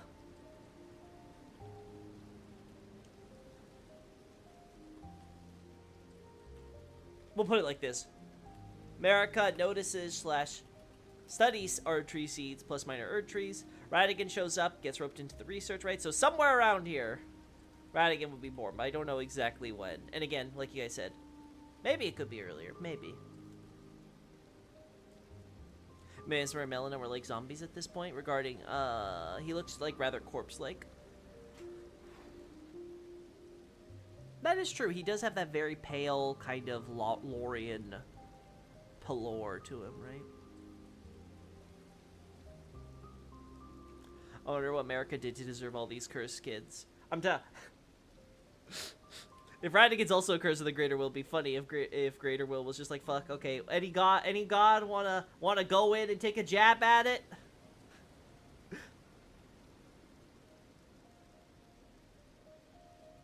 Also, base time look, love to see it coalesce. The DS2 stuff has been thick, mate. Awesome, Adolphus. I'm glad that you're enjoying the DS2 stuff. Also, Mesmer turning into a snake could be because he has these spirit snakes, allow me the term, inside. We know the divine invocation, you can't get traits of spirits that let you possess your body. This is true. This is true. It could be America's inspired by something like that and does something similar with Mesmer. But the thing is, I guess it depends on how physical you consider the snakes to be, right? Because the divine invocation feels like it's being possessed by a spirit, not by some... There's not like a lion inside the people who become the lion, you know, night people, right? Like, I don't think there's an actual physical lion writhing inside those guys.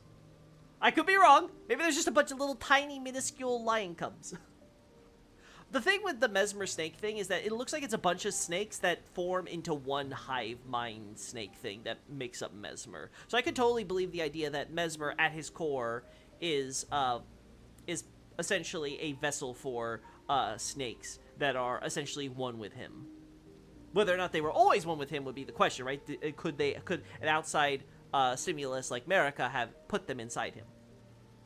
But I feel like that's odd then, because what's the point of the seal then if that's what the snakes are supposed to serve? I feel like it's more likely that the good snake that gets mentioned, or that might be the snake we see sticking out of his body, right? Because what happens is when Mesmer releases it, that snake snakes, because they're two heads, right? But that one starts shedding its skin and stuff.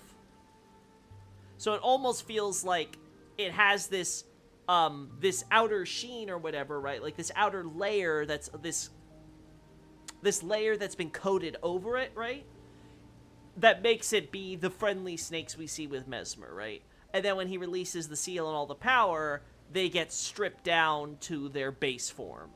So that's like my first thought of when I think of the snakes and all we got there. Hey, best guy. I just got here, but I consider that the Mesmer flame could be derived from the snake deity in the Vulgate. I don't know if that makes sense. Yeah, we've been talking about the potential origins there.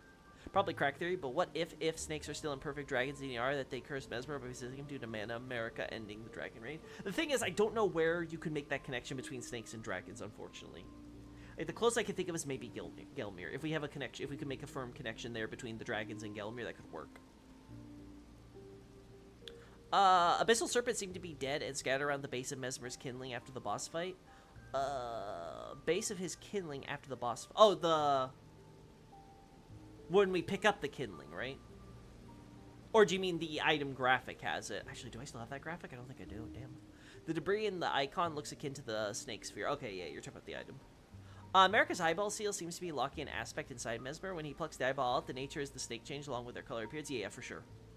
It's very obvious that that's what the purpose of the seal is, right? Like, that's the only way to interpret the cutscene.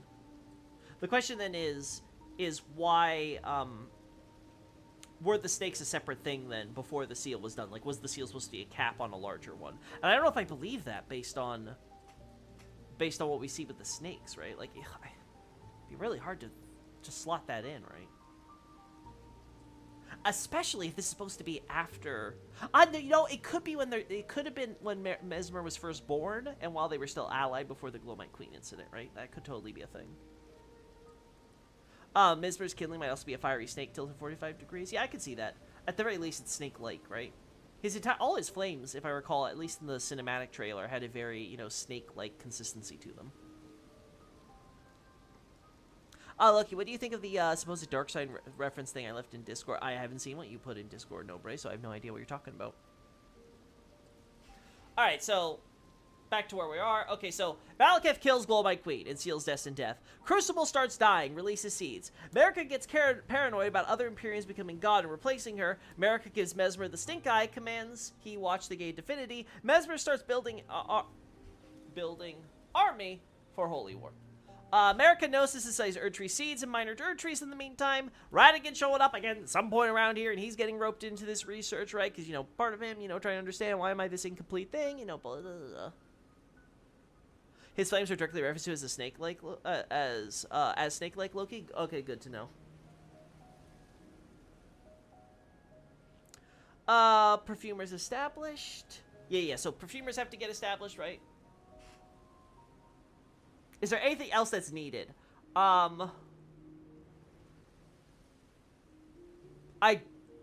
We don't... are there any enemies we see in the DLC that would have to therefore exist during Mesmer's time?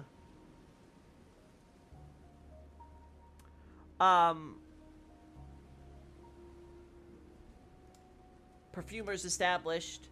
Oh, so here's the good question then. That's actually a good point.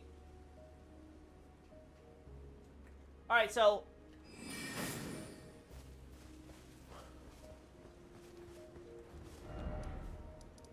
I talked about this in a past stream, I recall. Right, but might be relevant here. The perfumers exist. They become part of the crusade. I'm thinking that there's a very good chance that the omen horns we see here... Oh. I tried to do the DS2 binoculars. Oh, why do I do that? I got free cam, man. Again, I mentioned it before, but now I'm thinking about it again. I think there's a very good possibility that these guys are independent of Roly Poly or whatever his name is, who you know did the thing for the Omen.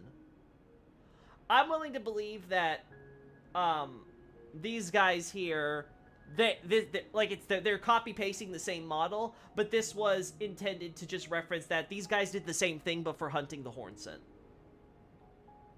Instead of quote-unquote omen. So I don't think this would mean that before Mesmer does his crusade, we have our buddy boy taking potion, killing his heart to do this or not before. Now again, maybe these perfumers still created a potion to do that, but I think this would be completely independent of what Roly Poly Dude does. The weird thing about America is that I believe it implies the greater will has been quiet, so our fingers just acting themselves, or is the Elden Beast still connected to the greater will? Yeah, there's a lot of questions that people have on, like, how much is the greater will actually involved and stuff, considering that supposedly has forsaken the demigods and stuff after the shattering and things like that, so... Again, I put forward the possibility greater wills, involved, but it may be in less overt ways than we think. Or it could be something like creating entire second identity to America in order to spite her. You never know.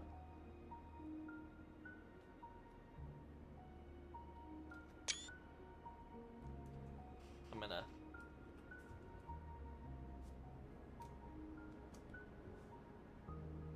gonna change the lighting here because I really like it.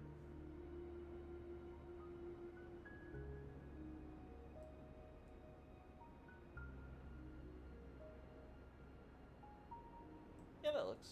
That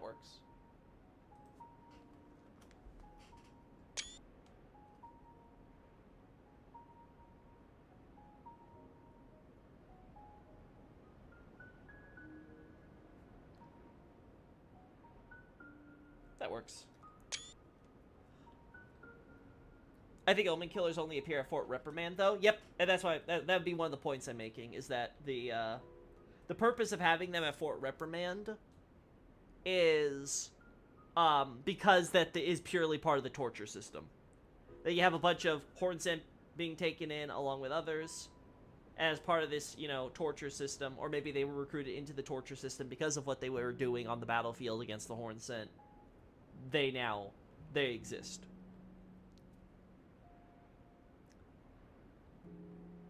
So I don't think they were brought in later. At the very least, I don't think that's the only possibility.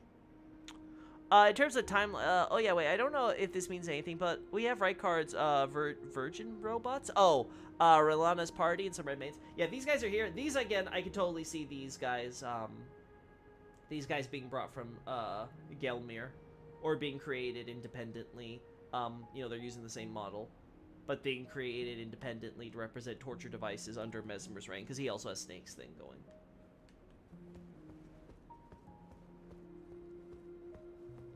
There are 0 Hornsent corpses at the Fort of Reprimand, if I recall correctly. Yeah, that's why I said, or, again, if it wasn't for what they were doing to Hornsent here, or that because of what they were doing to Hornsent on the battlefield, they have been recruited here at the fort. If instead Mesmer's born with the serpents already inside, I wonder where he got them.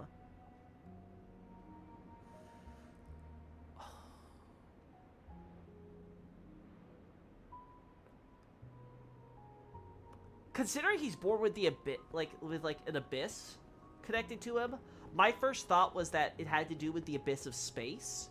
But considering that's associated with the greater will itself, I'm not so sure now.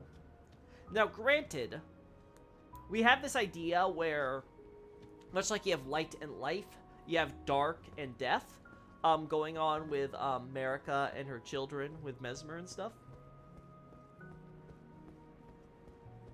So maybe it has to do with shadow for the Erd Tree, but then there'd be the question of why is the shadow such a thing to be concerned about that needs to be sealed? Now here's a fun thought, Loki. Is the lady on the abducted version supposed to be Marika? In this context, I could totally believe it is. 100%. In the Gelmir context, I don't know if it's supposed to be anybody. I could totally see this being just an abstract representation of the Snake Men's birth, right? You have this very beautiful virgin, but obviously it's hiding a terrible truth. Which is, you know, the snakes. It's actually snakes. It's not a pretty baby. It's not a pretty baby. Not at all.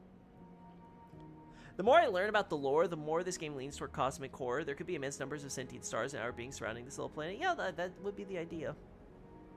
Snakes in the womb, yeah. Yeah, you're right. It is technically snakes in the womb, huh? Though I guess the womb would be more up here, right? But yeah, it's, you know, idea.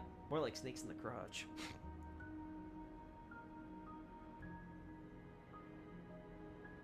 They removed the head like the statues. Oh, that's true. Is it for both of them? No, it's just for the one.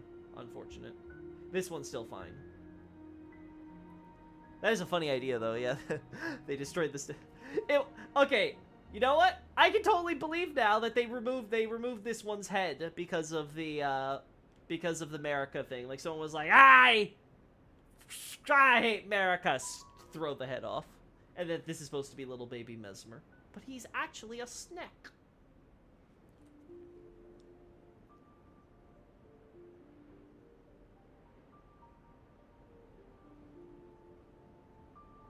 They're being on the battlefield, not put in Reprimand Fortress. The outfit and fighting style are geared for scaring specific people. Yeah, and they're fighting Hornsent, and the whole point of the so yes, they're fighting in order to scare Hornsent when they're initially doing it. But again, recall why the hell that the Omen horns here are so feared, because they are brutal, they slaughter, they are, you know. It ain't pretty getting smashed with this thing, right? Like you're becoming a very mangled corpse. So again, if I was Mesmer and I had command of an army, and I'm seeing that some of these perfumers in my army are going out and they are becoming these really, really terrible, brutal, sick fucks on the battlefield against the Hornsent, and I have this fort here where I like to torture people and do really terrible things, I'm gonna recruit the sick fucks. And you know what? Maybe they're not happy about it, but what are they gonna do? I'm their general. That's what I'm saying. Dude wanted to join me. Oh wait, I forgot to turn off AI. Whoops. It's okay. Oh wait, right, I can't just teleport freely.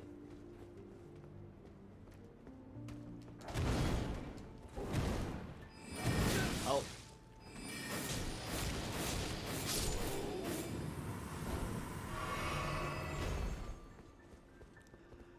I know Godwin wasn't cursed, but I recall a pre-release Twitter thing saying how, like, Godwin's death was not without presage. Then again, that could just be baseless hype. If there's a pre-release Twitter message, could you, do you happen to have a link or anything, for it, Adolphus? Because I've been trying to find the thing that talked about, in the pre-release for the DLC, which would confirm, confirmed that Mesmer, it had like a picture of Mesmer there, and it was talking about the whole Golden Order starting with the Erd Tree or something, or with the beginning of Light and Shadow or something. They worded it that way. I couldn't find it. I was like, I feel like I should have seen it, but I can't find it. So I know I didn't hallucinate it, but if you can find one, that'd be cool. Because I want to actually incorporate the Twitter stuff into my analyses. And the problem is, I don't know if I'm able to get that stuff anymore, if it's like lost media. Yeah, I can find it. I think I have a few screenshots. Cool. Shock and horror troopers would probably be better used on the battlefield. I mean, not if Mesmer says no. They seem too localized to have joined in the full war, in my opinion. As opposed to the perfumers, who are also relatively few in number, right? Again, the idea would be that you take some perfumers who are really into the killing of the Hornsent, and they get really, really, really into it, whether or not they take a potion to kill their hearts or whatever, you know, you can make a separate thing. You know, just like the ones we know from Roly Poly Boy, right? And then they go and are being commanded by their leader, right? By the person that they're supposed to be following on this battlefield. Hey, get off the battlefield, go do torturing.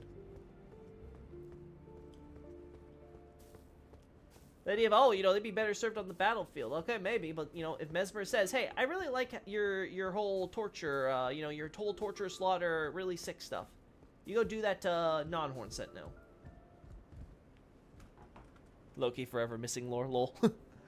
Always missing lore, can't get Twitter. Hi, Mr. Loki, I have a question. Hey, Kane, welcome to the chat. I feel like a lot of people are joining here for the first time. Well, wonderful having you. Maybe I should play Elden Ring more. Is AA only on the lore of DS1? Yes. It only covers DS1. Not DS2, not DS3, only DS1. And thank God, because holy hell, it would not be out right now if I was going to do all the games. It would also be like 10 volumes. Oh, God. I don't even want to know how big an Abyssal Archive 2 and 3 would be. Like, if the first game was 2 volumes... I don't even know how they got to 1 volume in the softcover, by the way. The folks over at Tune and Fairweather are insane. Anyway. So, yeah, so we got that going for it. So I'm not going to include... Roly Poly Boy here. Just say perfumers established. Anything I want to add for the perfuming culture we got? Not really. Oh, would you do for an Elden Ring lore through?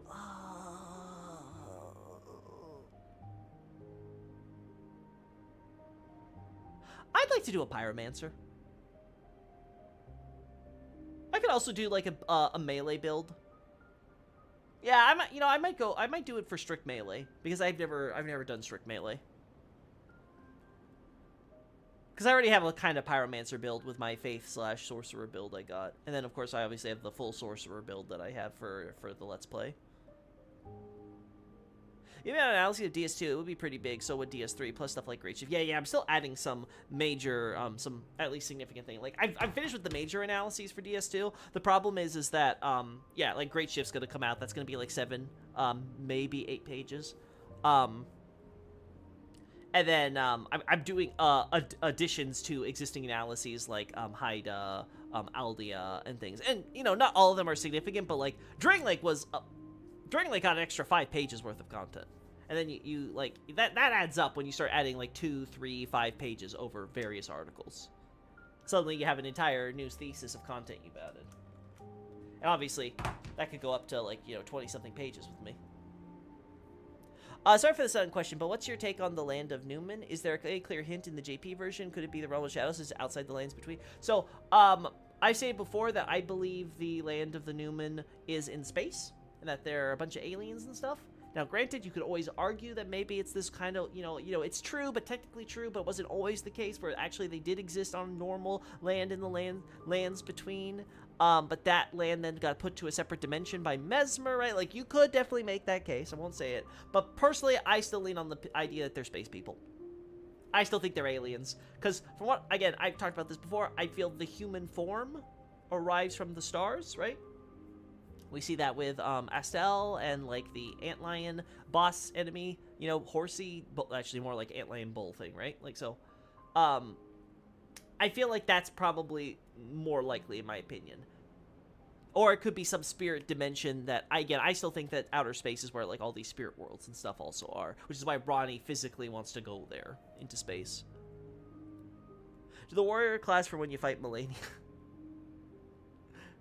Yeah, maybe we'll go with that. Warrior, Knight, whatever. I could also do swords. Actually, no.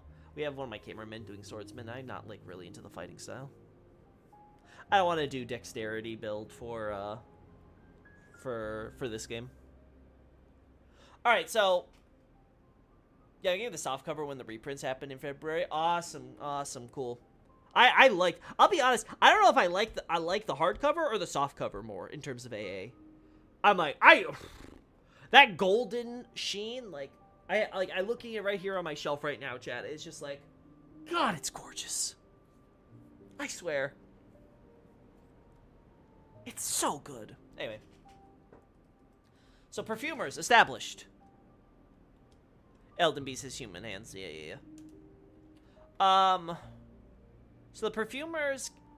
Is there anything else before we get to, you know, actual Crusading? Deus Volt.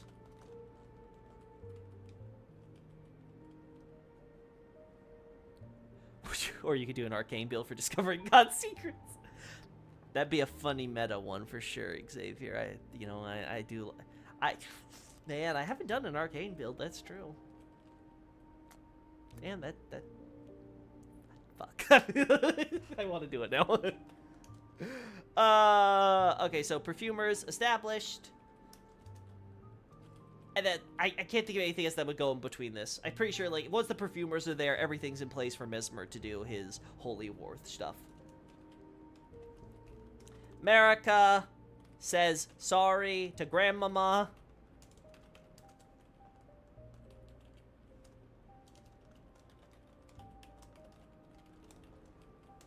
Sorry I killed you to Grandmama.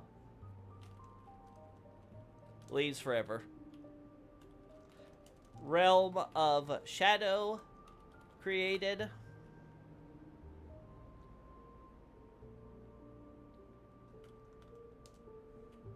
Gizuel says they invented the serrated wheels before the abductor versions used them, unless he longs predates it. Again, this is in the context of the base game with the release of the DLC. Again, if we're supposed to go with the idea that these are independent creations for the purposes of Fort Reprimand and have been recontextualized as a result of that, so that way, whatever their original context in Gelmir, they are something separate, then again, all that goes out the window. But if you want to go with the idea that Mesmer brought them from Gelmir because he has a connection to Gelmir, which is something I've also said in the past, like, you know, maybe the snakes that are associated with Mesmer come from Gelmir, right? But anyway, so if we want to go with that, then yeah, that's totally possible. So let's say Malekith kills Glowmite Queen and seals DD. Crucible starts dying or whatever.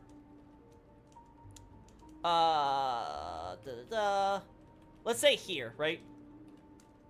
America begins Inquisition of Gelmir.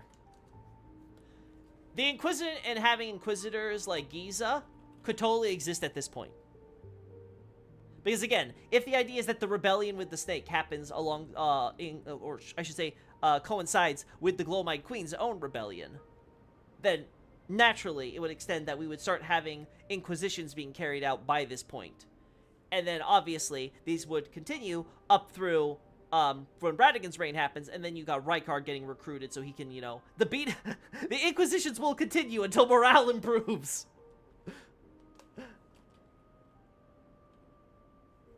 Sorry, Granny, to have killed you all for power, but in my own defense, you ain't men passing nearby. Exactly. There are Leyndell motifs in the manor. Which manor are we talking about? Gelmir? Volcano Manor, or... Oh, you should take the pick of the flower motifs in Volcano Manor, Loki. I mean, sure, we can do that. Who are your favorite NPCs, or just characters in Elden Ring?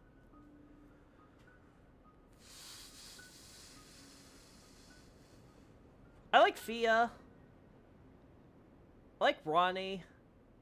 I like Mikola, sans the DLC. Trina's pretty cool. I don't know. Most of those are for aesthetics, though.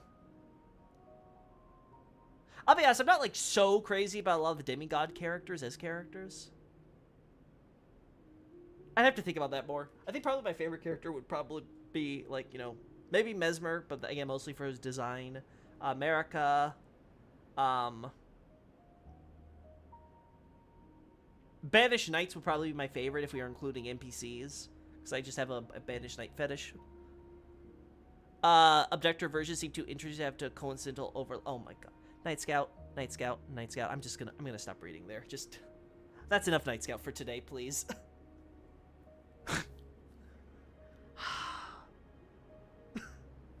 Unbelievable.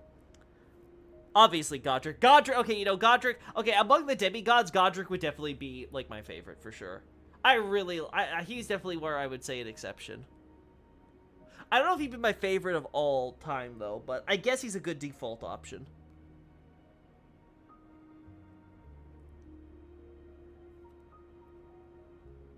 I like Dialos. I loved his quest. I'd be honest...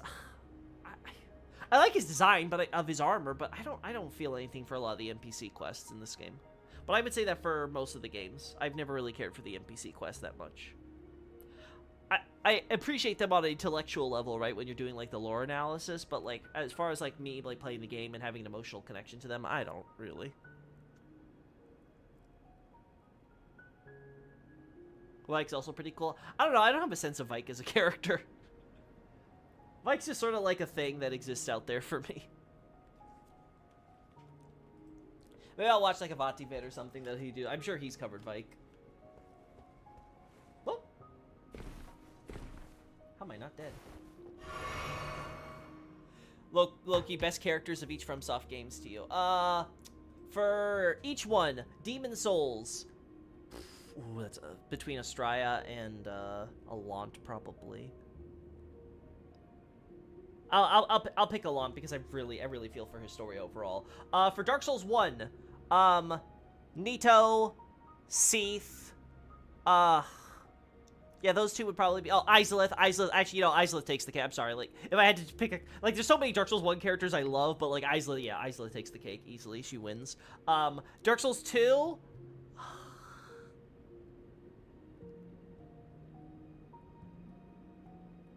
I give her a lot of shit, but I would have to probably say Nashandra, but purely for her appearance. Aldia would also be up there, but I don't like his appearance as much. So it's kind of like, you know, if I could buy like Aldia's character and Nashandra's awesome design, I would think it would be like the coolest thing ever. Dark Souls 3, Sullivan and Aldrich. I can't pick between them. they're my. I love them both. They're my evil babies. Oh, I'm missing Nightstone's point seems valid to me because we're talking about a character model, and again, if the statement is, well, you know, the character model seems too complicated for it's a copy, it's a character model that was made for the base game that would then, at least as I'm arguing, be copy pasted for the purposes of recontextualizing it for the new lore for the immediate context of Fort Reprimand in the DLC. So it's not valid. So going on that tangent, it's like it's a dumb point. Just fundamentally, it's silly.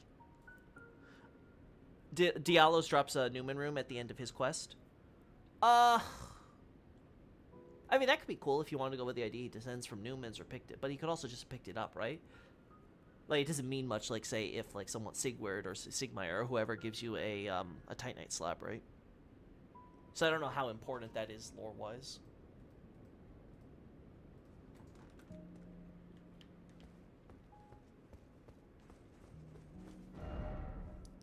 Alright, so let's get out of the fort then.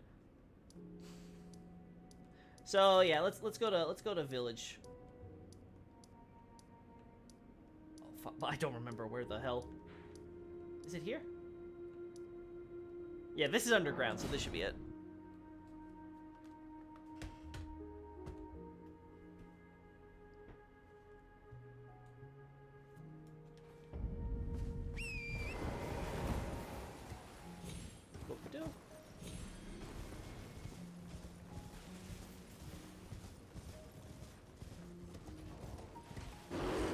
Don't care about you. We have Erdtree Sentinels here, but again, I think I mentioned before, I don't think they do any magic that would make them anything worth commenting on or trying to rationalize, right? What's the sigil they use when they do their shield block? Is it anything special or is it a generic golden sigil thing? Why is it silly to say that America wouldn't be jazzed about of imagery of her being covered in circuits? I'm not trying to be confrontational. I literally don't understand. Sorry. It's not about the confrontational. It's the point of trying to say that it's too.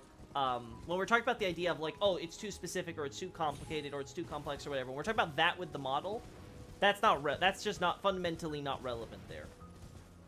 Because again, it's a copy paste for it. Now maybe you could try to, if you want to couch it in something like, say, I don't know, like, stylistically, you have a cult, like, you're in, like, I don't know, like, say, a Valley of Defilement type place. And then you would have something here, and the argument would be, well, maybe they're copy-pasting the Gelmir thing in order to make, have the shanty town made, and you want to say, well, it seemed like it would be an odd fit for the shanty town if that was the intention. Okay, you know, fair enough there. But just the idea of, like, oh, you know, this imagery of, like, a woman, and you got the covered in serpents and stuff with the baby or whatever. Again, if the idea is that they were just copy-pasting the model or whatever, then you have to look at it with blurry eyes. Like, you know, you can't be, like, you have to, like, squint so hard that you're, you know, not seeing 100% clearly. Because they don't want you to then be looking at every single detail or whatever and trying to rationalize it at that point. And again, I've talked about this in many analyses across many of the games where they reuse assets for that purpose. Now again, does that mean that the point that Night Scout will be underlying making about the things is wrong? No, not necessarily, but like I said, I think it's a dumb point. I think some of his previous points were a little better on that. Like, for example, the Giza thing. I think that's probably the strongest argument against what I'm saying. One of them has the anti-invisible torch. Oh, that is weird. That is... It would still mechanically work, right? If you were trying to... Actually, can you do an invisibility thing with them that they can counter? Alright, there you go, Loki said in Discord. All the old tweets are there. They're kind of just buried by general promo clutter and art retweets. Thanks, Adolphus. Most of them are really generic, but some are interesting.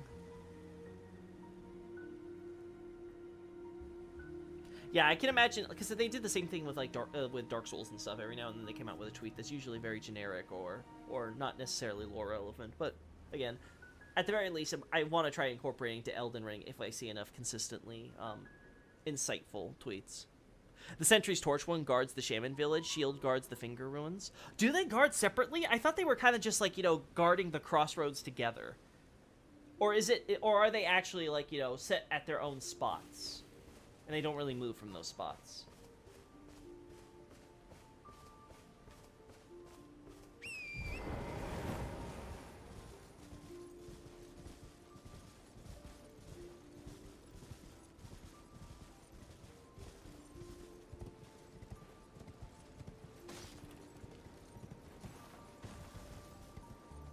Torch is the one that runs out first. Shield could patrol near the Ruins Bridge and never knows the Torch when fighting.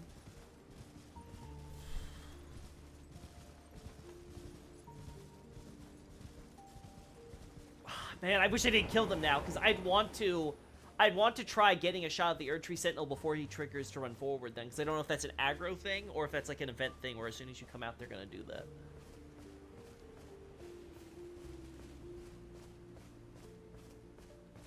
Torch run down towards you, the other guy just patrols. Gotcha.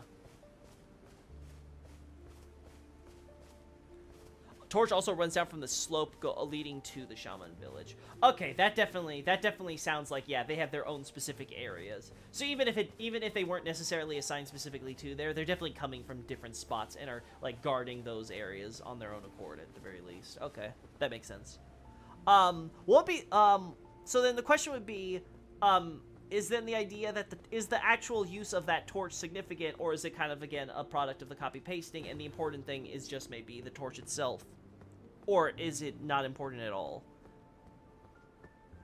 The only thing I can think with the torch is it helps put a light on something that is invisible, but that seems like the opposite of what Mayarika would want to be symbolizing or trying to do. Like, why would she want to she doesn't want to put a light on that. That's why she's hiding it behind a wall of herself. Right? So that doesn't work, I don't think. What else can we...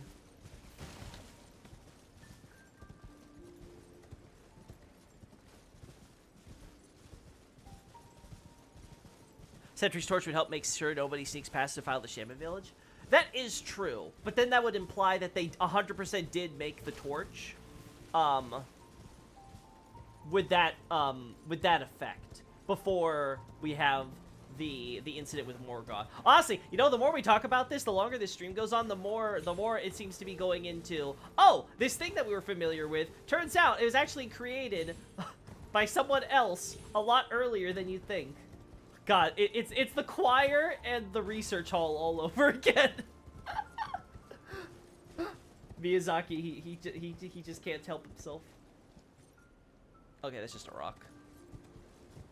Now that I'm thinking, could there be correlation between the God Serpent and the Shaman / Dominula culture? Yes, I think that. There's a Godskid guy at Dominula, and there are Dominula women dead scattered into the Gelmir close to the bridge. I don't know if you've seen my analysis, Lami, but again, check the link in the description if you want the quick look. But I do talk about Dominula and talk about them. I think it's in Erdtree's Beginning. I think it's Erdtree's Beginning, but it could be also like Age of Plenty. But I do talk about the Dominula women and the idea. Yeah, I'm pretty sure it's Erdtree's Beginning. But I talk about Dominula women and their connection to the culture. So if you want to like read over that, you might find a few other details that are interesting that could, you know, build upon that. See if there's anything you've noticed that I missed. Look at that, Morgoth apparently invented or commissioned the torches. Tree Sentinels seem to have a need for their shields, so swapping to a torch feels a bit more intentional. I could definitely see that point. Though it could also just be purely for variety, like they didn't want to have you just fight the shield boy. Like, they didn't want you to fight 2 shield boys. So they're like, we'll use 1 shield boy and 1 torch boy. So I could see that as being the case. But yeah, I can see this argument for America being like, I want to make sure nobody sees this. Like you said, for maybe defiling reasons, or it could also be something as simple as, like they just wanting to make sure no one sees it, right? No one gets past. The only curiosity there then would be because that America would know about the possibility of invisibility, and yet as far as we're aware, she never had anyone else equipped with this torch to help counteract that possibility until after the Night of the Black Knives with Morgoth. Which sounds really ironic then on America's part, right? That she had a torch created specifically for the ability to avoid Newman / Nox invisibility magic, and then proceeded to not equip it for her entire army when that could have saved her son at the capital, at least. Good lord, I love when my timeline events is ambiguously inferred. Keeps me up at night. 2 shield guys could be more varied, though. The main game already has a shield plus torch duo. That's true. That's true. That's true. They could have just done it, but also again, I think it would be more so about the hey, you haven't had this set up in a while, but when you do 2 shield guys back to back, that I can definitely see From Software looking at that and thinking that that is not as interesting for a combat scenario. But yeah, I think it's so slight. I would definitely be willing to make the case for why the torch is important in the way we've just discussed. I would definitely be willing to accept that as something where it's like, you know what, this is a reasonable possibility, if nothing else. I'm just saying that's really, really funny to think about. That America had created the means with which to save her son, whose death ended up driving her over the edge. Granted, it's not just his death, you know, there were a bunch of deaths happening all over the kingdom. Her kingdom, quote unquote, right? But, like, I still find it funny. America is a bit mischievous. Again, I don't think the idea that America would create this torch is outside of her character or anything. Again, I also don't think mischievous would really work if the idea is that she created a torch for this hidden area, but then doesn't do it to her army, because it's like, lols. Again, I don't think that really fits in the, oh, I'm gonna do a little bit of trolling here. That just sounds like, well, hindsight's 20/20, ain't it, huh, America? She should have thought about making that a widespread adoption. Morgoth clearly got the memo. You argue that the torch was made before, but Margaret had them blessed for the assassins. Okay, so here's the question then, because that's another possibility, that the torch is simply representative of an abstract idea of having a guy with a torch. Though again, that begs the question. I guess you could always argue, because, you know, it could be night or day back here, so you'd want to have one guy with a torch. Though, again, why is he... we also have enemies who just kind of patrol with torches during daytime, too, when they don't need to, so, ooh, yeah, you know what, that's not a good argument, because that just opens up a whole other can of worms into the game's world building. But the point would then be that, they have a torch, which may not necessarily have magic powers, but, it represents a generic design of, oh, these are Erdtree Sentinels who theoretically could and might have used a torch even before Morgott came here. It just had the anti-invisibility stuff later. Do the Erdtree Sentinels with a torch have the ability to counteract any invisibility that we have? Like, is there any mechanic with that Sentinel in particular that would apply to this boss fight? Because then the only way to justify that then would be that the developers had an oversight and they didn't think about the fact that that could happen in the DLC here.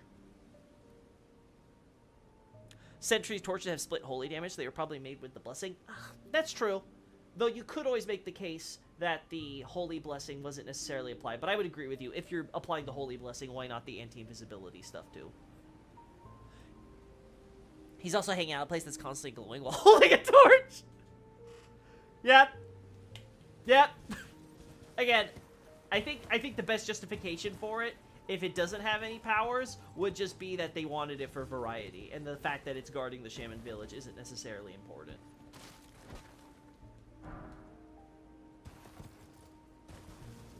Also, holy cow, I dropped ER after the DLC. I forgot how pretty Shaman village was. We love a girl boss with humble origins, a barbarian, Shaman becoming a god and king, like damn. Whatever you say, Adolphus. Speaking of snakes, is there any explanation of why the snake god betrayed the Erdtree? It seems like such a big event, and yet the game never properly addresses it. My thought, again, this goes to what I talked about here. If the idea is that there was a unification war, and during that period, the snake, who didn't like the Erdtree, but understood that it was going to get wrecked, it and all its followers were going to get wrecked by Godfrey and his army, said, okay, mea culpa, you know, we're not, like, you know, we're not part of this. You want the Banished Knights? Here, have the Banished Knights. We are going to be your friend, right? So this idea of kind of, like, reaches out with an olive branch, right? And Godfrey, probably under Sirash's advisement, goes, okay, sure, they're willing to cooperate. We also had other peoples who were willing to cooperate, right? You see with the Misbegotten, right? The hybrids. So it's like, you know what? We will allow them to exist as their own separate culture under our umbrella, right? So if that's what the circumstances to the alliance between the Erdtree Kingdom and Gelmir, then I could totally easily see that when a rebellion, a viable rebellion, starts cropping up with the Glowmite Queen, that the snake god and the culture are like, okay, this is the chance. We can now break off this stupid foe alliance. We would never really do so. We were just doing it for our survival, and this is our chance to really, you know, stick it to the Erdtree.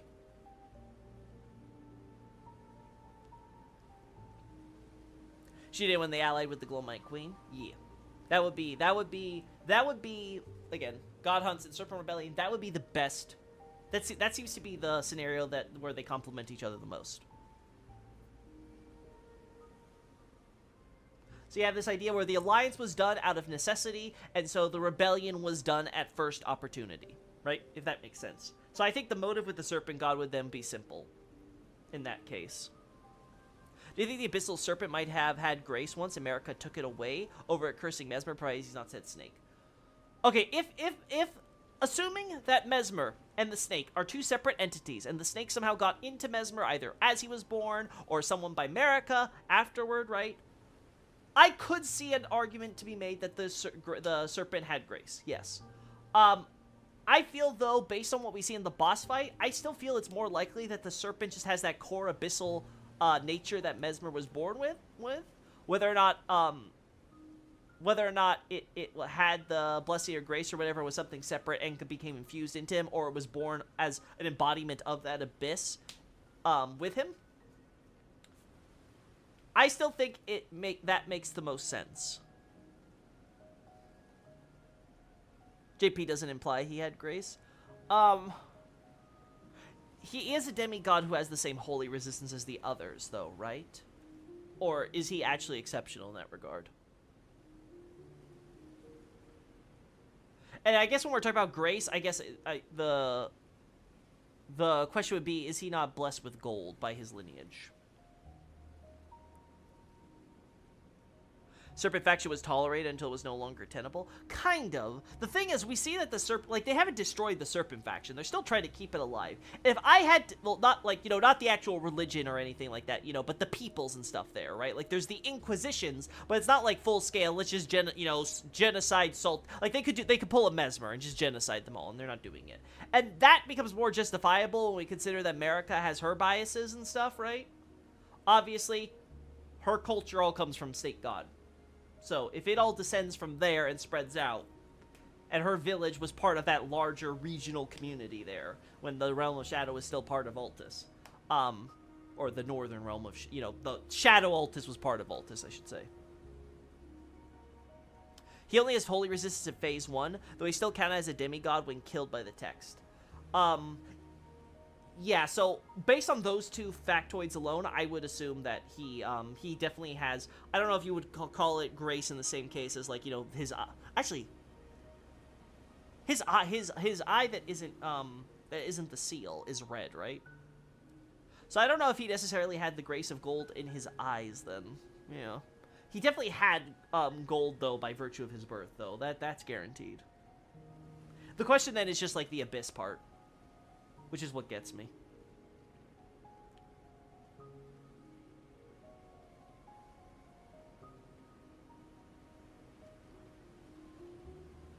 Because I feel like it makes more sense for Mesmer to be born with the Abyss either way. I don't think there's the idea that Mesmer had the grace, but then Marika would take that grace away and leave just the Abyss for her son. Especially if we also have Melina, who has the death thing going with her. It's closed. Okay, so it's closed the whole time. Gotcha. If I remember correctly, Zuli also highlighted how the eye doesn't have a pupil when he's in his Abyss form. That eye that represents him, right? Like, it has his red hair and stuff, and his absent eye socket on the right, but his left eye is just blank. So I wonder if they purposely are trying to hide him having a gold eye, because he doesn't have a scar, though, or anything, right? So why would he have a damaged or blinded eye? It's closed like Melina's eye. Ooh, that's true. Maybe it has to do... No, but Melina's eye, when she opens it, does have... Oh, I guess the idea would be because her powers are fully restored and all. Would Melina have a death thing going? Your theory has her being given the rune of death, and then she burns the forge its normal flame. Now... Ooh, that's true, because as the Glowmite Queen... I think she would have an affinity still. I think that would still be possible. But yeah, I'd have to think that over again on the scenario. I don't think it would just be Mesmer happens to be born with Abyssal thing and then nothing is going on with Melina. Especially when you have the scars and, like you guys have pointed out earlier, the similar eye thing going. I think she did take the rune of death though and used it to create her black flames.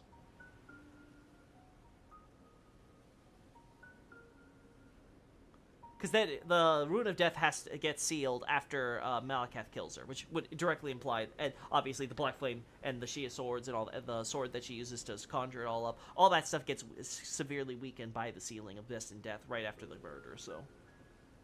I'm back, boss. What's up? Hey, Tyrone. We're still talking, still chatting. Is at one point in development supposed to be Black Flame burning the Earth Tree? Yeah, but, that's true. That could go to the argument of a connection between Glowmite Queen and Destined Death, but I don't think I think Night Sky has a point that if she has if it's normal flames, though, instead of the black flame that she creates with the Destined Death in full, that might be a little weird considering Mesmer has his weirdo flames regardless, right?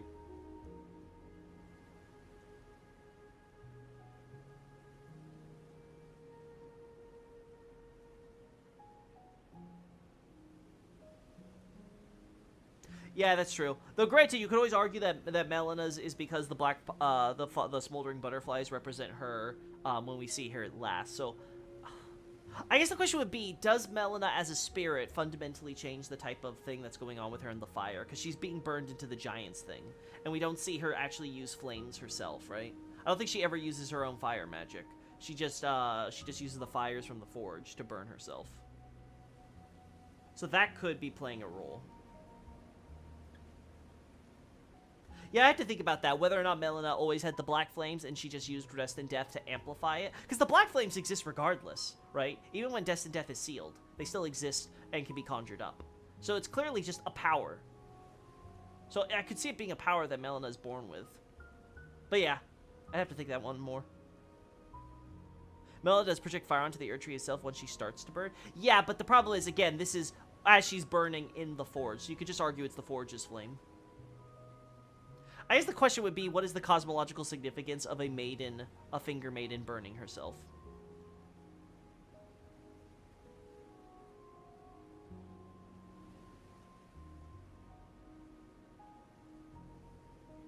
She puts the tarnish to sleep, I guess. That's true, but I don't know if that necessarily requires fire magic. Her fire may be what was lost when her body was burned, and that's no longer as it. Yes, that's exactly the question, right? Is that what exactly happened to Melina, and would that affect what type of flame she has, or is it just simply a matter of she never uses those flames, right?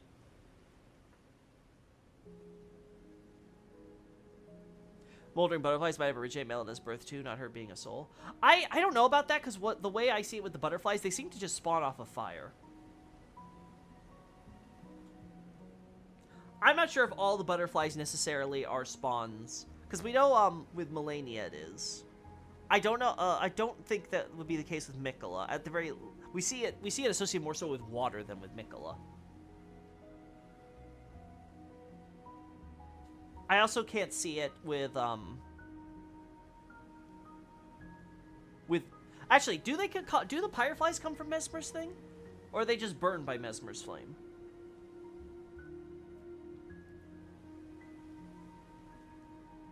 Melina's vision of fire is probably still present for her soul if they can burn for her role. Maybe, but again, the question is, what are the separations between a vision and everything else? Blade of Calling arguably uses Golden Flame too. Yeah, but that could be because of the enchantment on it, right? It's not necessarily Melina's power. It would be cool though to see Melina using gold flames. She only uses golden flames in battle with her dagger. They do Holy Fire Call. Yeah, that's exactly my point. That's the only thing we see, and it's through her blade. So I don't know if that's necessarily her versus the power infused into it, just like how the dagger, the Black Knives daggers have the Destined Death infused in them. I mean, we also know that types of magic like Destined Death can be sealed into very physical things. Like, yeah, that's exactly my point. Like, it's very obvious that you could, if you're using it, like we do it ourselves when we have infused items with various elements. Like, there's plenty of ways to get around Melina actually using her own power that would keep it ambiguous, especially considering they obviously wanted Melina, being the Glowmite Queen, to be one of those big deep lore revelations for people. Like, it was supposed to be that big kind of like secret they would taunt you with throughout the game. So they're going to purposefully avoid it, it seems. Flames might be Melina's power, and the enchantment try to lean it toward holy. The effects of the swing. So you'd think it would be something like it would be ordinary fire, or I guess potentially black flame, and then the enchantment is trying to make it turn gold. I guess it's theoretically possible, but don't we acquire that weapon and use that same skill with the golden flame and stuff? So, I don't know. I don't know. That seems really forced. Yeah, she fights with the golden fire extending from the blade constantly instead of the black knives having a couple attacks using Destined Death. Yeah. Yeah, so... Yeah, I don't know if I can justify... I don't know if I can justify the idea that the golden flames have anything to do with Melina's own powers. I definitely feel like we would have to say they're distinctly separate. Anyway, so let's see. Dale's Vault. America says, sorry I killed you to Grandmama. Leaves forever. We are so... Realm of Shadow gets created. Mesmer is really, really, really, really, really bad at this whole crusading thing. Come on, man. Do your genocide properly.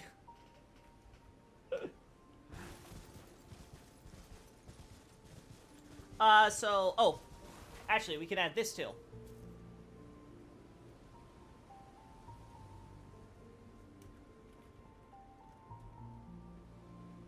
America gives oh, wait. Does it say if it's before or after the Crusades begin? Let me check this. I don't remember, chat. here, right?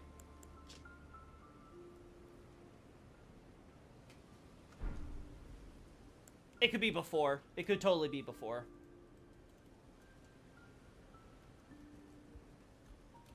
America gives holy bathwater.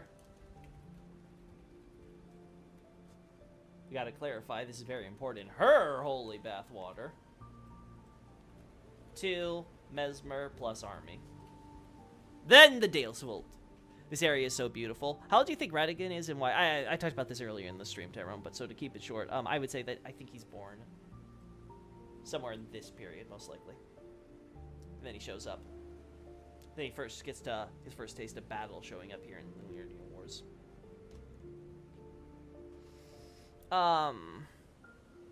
Technically as old as America. I mean, I guess in that sense you could argue, technically, if he's just America, technically he would still be as old as her. Oh, sorry. Yeah, no problem. I know you guys come in, you come out, right? Not all of you are listening to the whole thing, but yeah, I'm just gonna keep it short there. Again, if you want to hear the full explanation, feel free to go earlier in the stream, but that's where I think it is. I'm just not gonna repeat myself on the whole, spiel.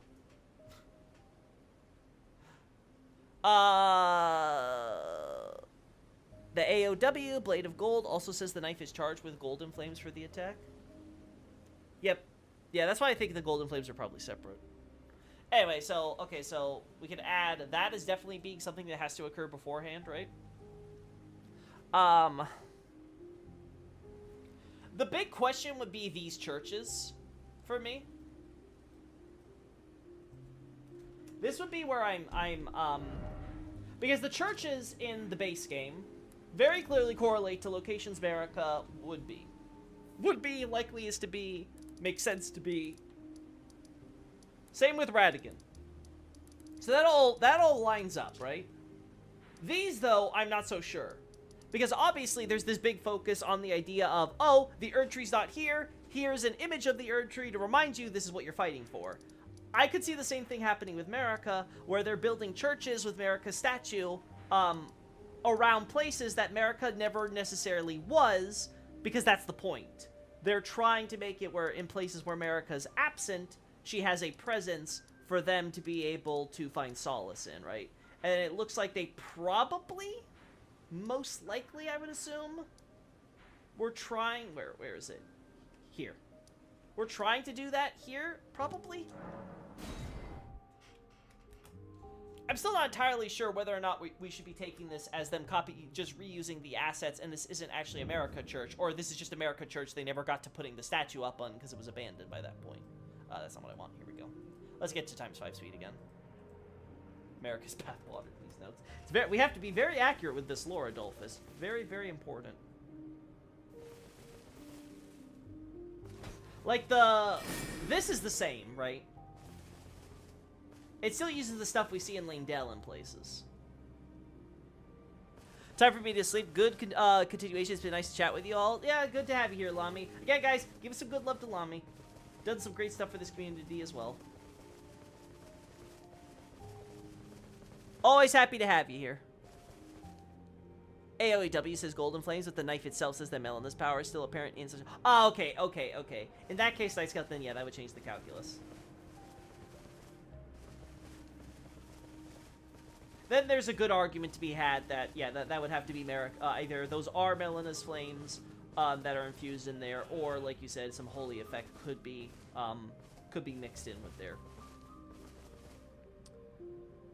Abyssal was such a waste of area, nothing area. What a waste of the map. The really cool thing was the stealth mechanic being unique. I like it. Yeah, I would say the fact that you can't use torrent even after you kill the enemies in the area is very much kind of stupid, right? I get it for the first sections and stuff, right? To really make you add that horror and stuff. But then, like, you're not allowed to go behind here. In this entire space of the map you can't explore. Like, we can explore basically every corner of this map except here. This annoys me. This is probably... I won't say it's my least favorite part of the DLC, right? Because I'm sure there's something else there that's, much less petty. But this is definitely my pettiest quibble with the DLC, for sure. This is an odd thought, but do you think ER gods can actually hear prayers, or is it just sad like Dark Souls where they're just speaking to air?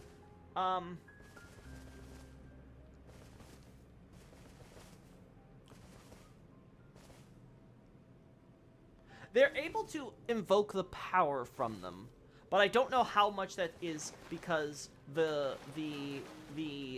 other party is actively participating and sharing that power, versus again it being just because of the power of their faith and their conviction, and that is drawing the power out of whatever catalyst they're using. I don't know enough about ER's cosmology to give you a definitive answer there, but I would lean closer to the Dark Souls side of things. But I'm pretty sure this is just this is them reusing the same assets without any difference, so the only... I mean, we do have the graveyard here, which is connected to the Forsaken, which is connected to the catacombs here, right? So you have this graveyard, which was probably an old traditional graveyard, right? And then, obviously, the catacombs end up discovering that this graveyard exists, and that gets their curiosity going, and then they go down the road, and they're like, hey, at the end of the road, let's build a church here. Because we're going to spread America everywhere, right? That would probably be the most likely reasoning. Yeah, so you have catacombs, you're like, oh, look at this. This is a good place to stop our catacombs. There happens to be another graveyard here. So we're going to stop building here. Also, obviously, our tree roots are right there in the boss room. Oh, well, there were tree roots, you know, before Godwin showed up. Oh, fun fact, the church by the starting point of the DLC doesn't have a Shadow Tree fragment. It has the Blue Dew Talisman in place. Yeah, I didn't realize about the Shadow Tree fragment, but yeah, it has that talisman. Is there a specific reason, then? I'm trying to remember what that talisman said. Oh, I don't have it here.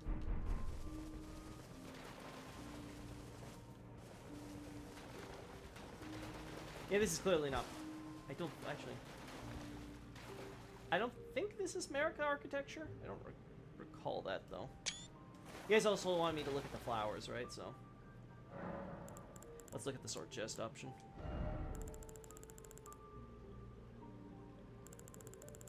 They can hear prayers, in my opinion, because of the invoking, but maybe that's just my bias. I'm pretty sure it stated that some people have had the gods talk back to them. I can't remember where.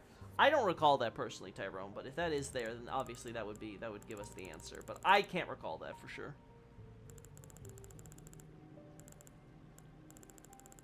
The problem is that you have to invoke a lot of different parties, right? I don't recall if there's any incantation that invokes America specifically. I know we have one that invokes the Erd Tree, but is the Erd Tree responding then? That's the question. How afraid of Mesmer do you think Marika was? Enough to have him basically sealed away for on guard duty to prove his loyalty to her. But not enough to just want to kill him outright. Granted, again, I think what undergirds a lot of Marika's actions are the fact that she does fundamentally love her children. Right? The problem is that Marika has this struggle where she loves her children, but she loves her power usually more. It's only after the cumulative death of her children, culminating with Godwin and the others in the Night of the Black Knives, that finally drives her over the edge and ultimately makes her snap.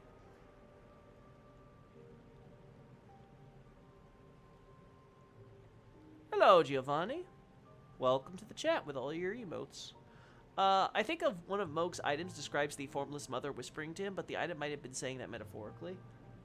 I know Moog 100% is in contact with the formless mother, but that's because of him stabbing himself. So, you know, the blood and then the blood contact. That's not necessarily having to do with the incantations.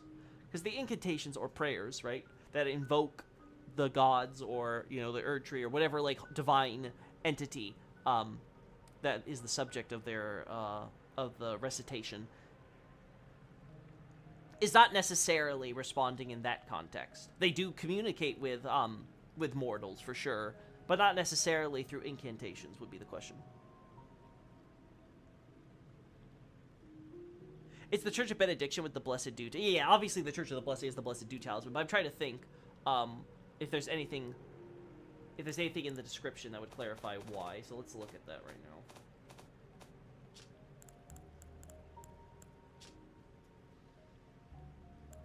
Here. No, that's not it. Where is it? Blue.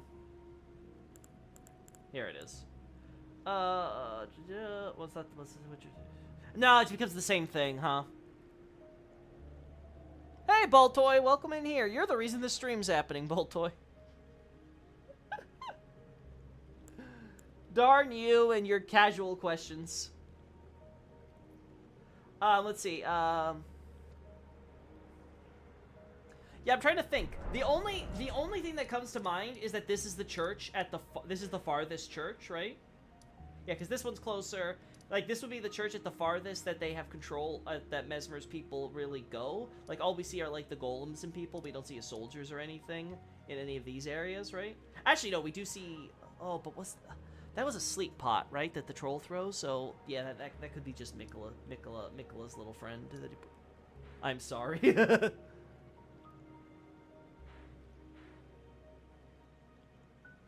Yeah, that's what I'm saying, Night Scout, definitely. It definitely sounds like Formless Mother has communicated with Moog, but not through incantations before, or, like, if anything, his communications with the Formless Mother are the reason he knows or developed those incantations. But again, it could be there's somewhere else that there's mention of communication, through in an incantation description or something that I'm not remembering. Yeah, that's the best I can think of, is that this is the farthest church that they've established, so it's the church of the quote-unquote blessing, to show the blessing of the Erd Tree has gone this far. Because we don't see anything else that would really warrant something like that. Right? Like, we don't have... Like, what do we have an artist shack here. Like, that doesn't tell us. Like, freaking wandering artist, man. Goes around building shacks and drawing pictures.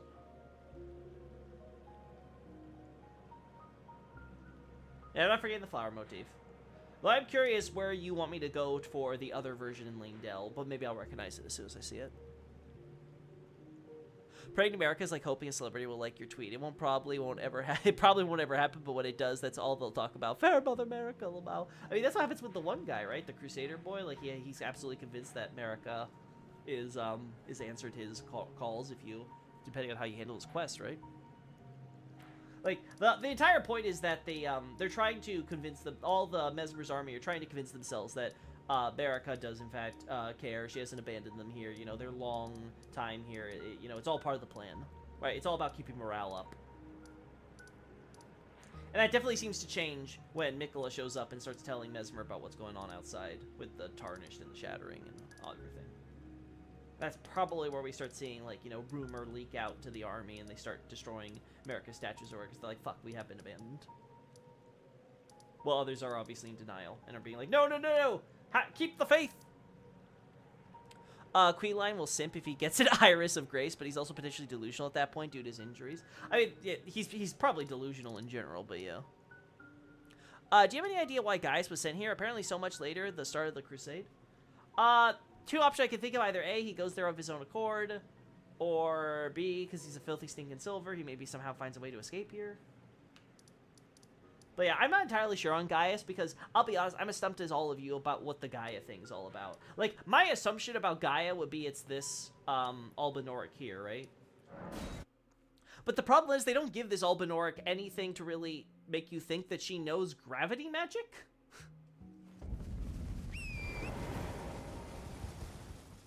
So, like, if this is supposed to be Gaia,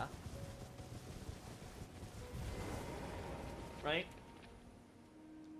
Like, if this is supposed to be Gaia, they really are banking on you. They're really banking on you just kind of inferring that from the immediate proximity to, Gaius and this house for, obviously, the Albinor. Right? Oh. I keep forgetting to do this! Okay, we're doing it. We're turning on stealth. There we go. When I first saw him, I misread his name as Commander Chaos. It was immediately one shot. I don't think he liked it. Yeah, I don't think he appreciated that.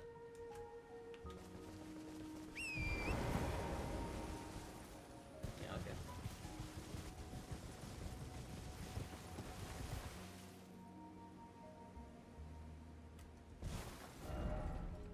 Yeah, it's Albinoric Shack, so.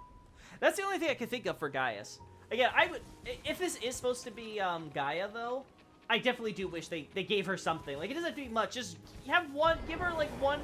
Like, I know, it's going to the extra effort. They don't have to, but it would have been nice. It would have been nice if they did. Otherwise, I have no idea who Gaia is. Unless we're gonna see her in some, like, multimedia project with Elden Ring. We're probably not gonna get an answer for a good long while.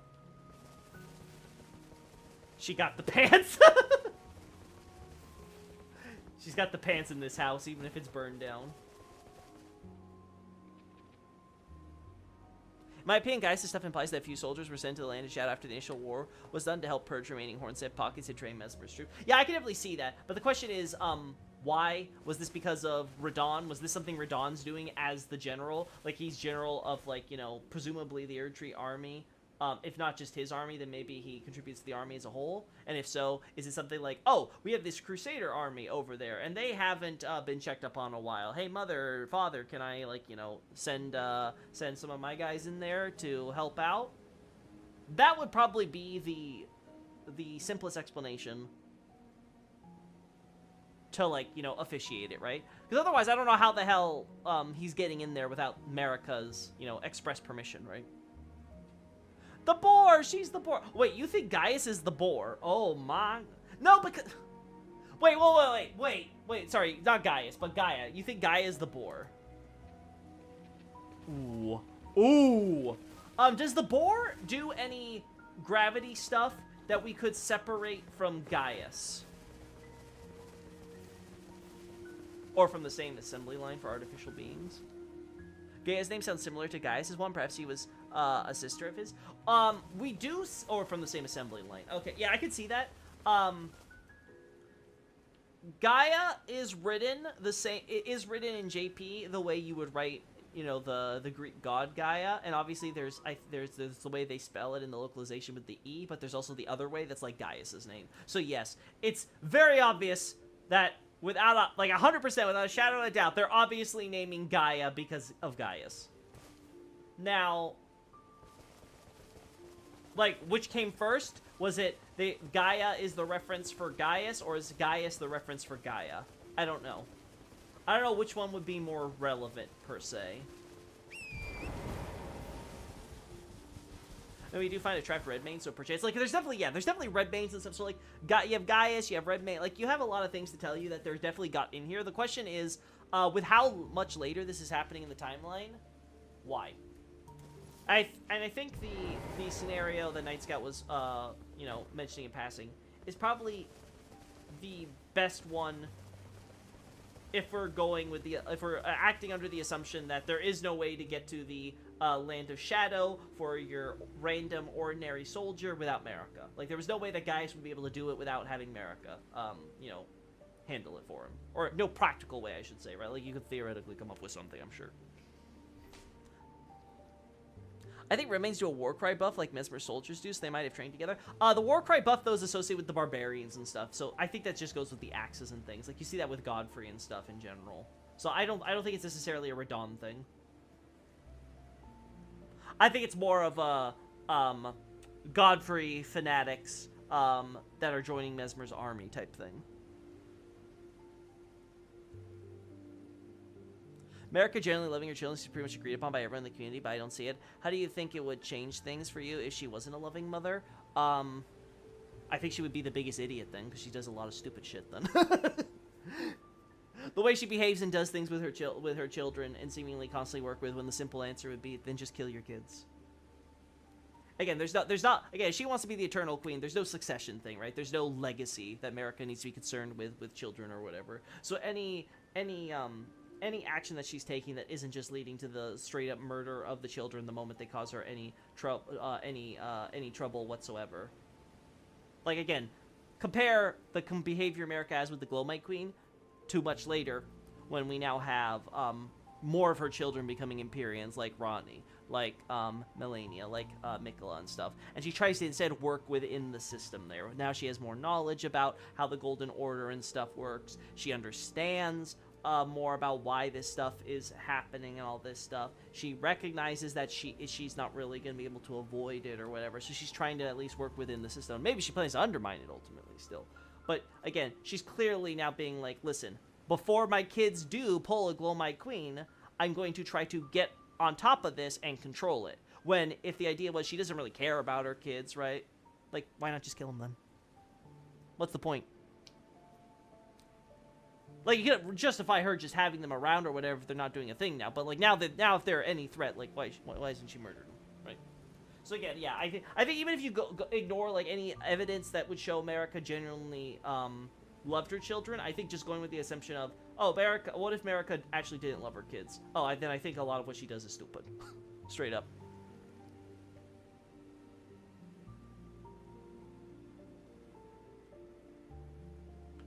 You guys are now getting into a conversation about, I think we stirred the hornet's nest with that one, it seems.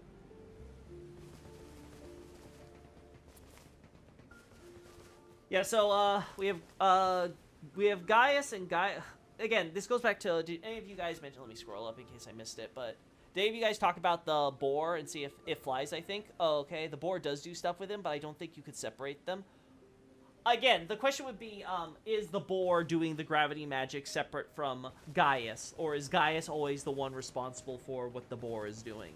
Because if not, then I could totally live with the idea that Gaia is the name of the boar.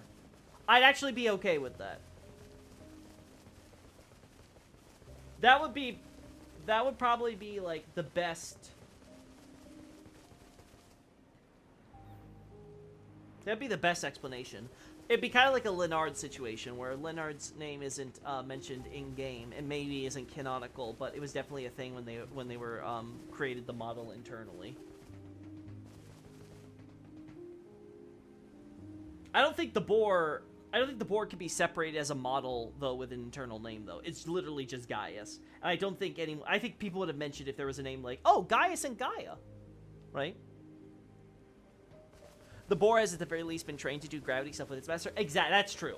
At the very least, it's not like a horse that's going to get spooked when it's doing this. It is 100% in sync. Even if it's never seen this stuff before, it'd be totally cool with whatever its master's doing. That would have to be the assumption. So it would definitely make sense that if it actually did train with it on how to perform the gravity stuff, at least in conjunction with Gaius, if not separate from him. She probably trained them to replace her, but decided she hated living before that happened, lol. Well, again, the problem is Marika's whole shtick is being the eternal queen, that she's going to be around forever, she's going to have her order, everything about her is about being eternal. There's nothing about her having successors or anything. There's no crown prince, right, or crown princess or whatever, to replace her as god. Like, it's very, like, the whole premise of the Shattering is the fact that there is no clear, successor in here, so everyone's kind of, like, coming in with a bid. So I don't see, again, I don't see the idea that legacy is ever a concern for her. I'm picturing Boar on school uniform attending Alabaster Lord class! I wonder if the tusks on Radahn's helm are a nod to his friend Gaius. Lions don't have fangs like that.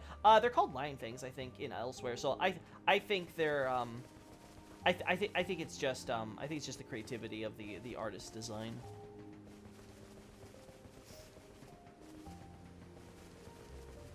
I think the idea is just to make it look like they're big, ravenous jaws that are, like, gaping at you. So it has, like, you know, the outward and the you know, the largeness to it. Yeah. Poor Gaius. They burned down his home and forced him to kill them all. And then we show up and kill him. He had a very bad day. Alright, remember it says, like, Wild Boar Rider. They make the commanders strangely sound like some random animal wrangler. I don't remember what the localization says versus the JP for that one. I don't remember if Wild Boar was actually there.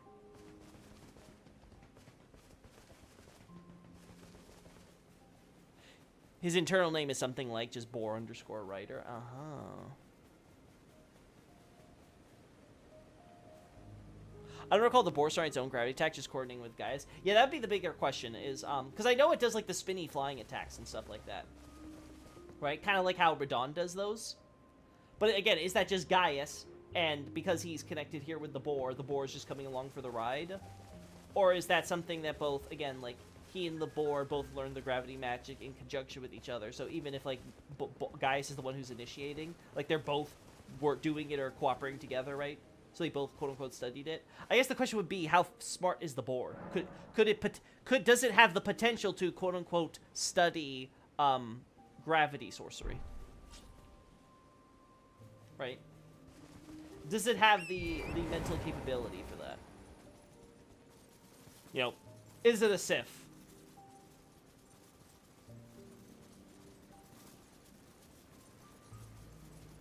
Do you think McAllister was genuinely evil mastermind or delusional rapist? We're talking about Moog, right? When you say the McAllister. I think, if I remember correctly, I think it is stated that Moog only kidnapped Mikola because Mikola used brainwashing on him. I don't remember the exact reference, but I think it's something that Moog's knight said, whatever his name is. Augsbach, I think. Actually, could he train without the boar because his legs are gone? That is true. It could be that if the boar is functionally his legs, like the wolves are for the female ones, that any practical training would have to involve, quote-unquote, Gaia by default.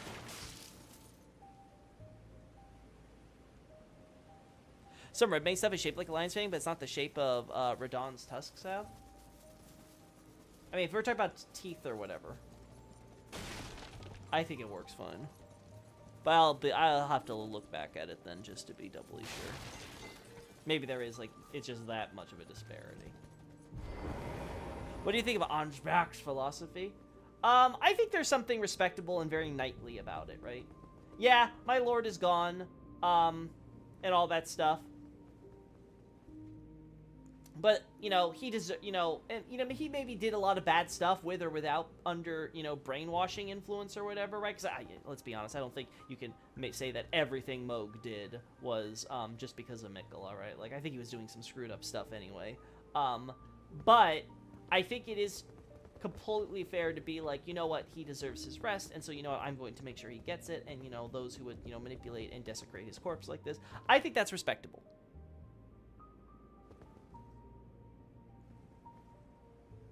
Sounds less like secular humanism when someone tried to explain it to me.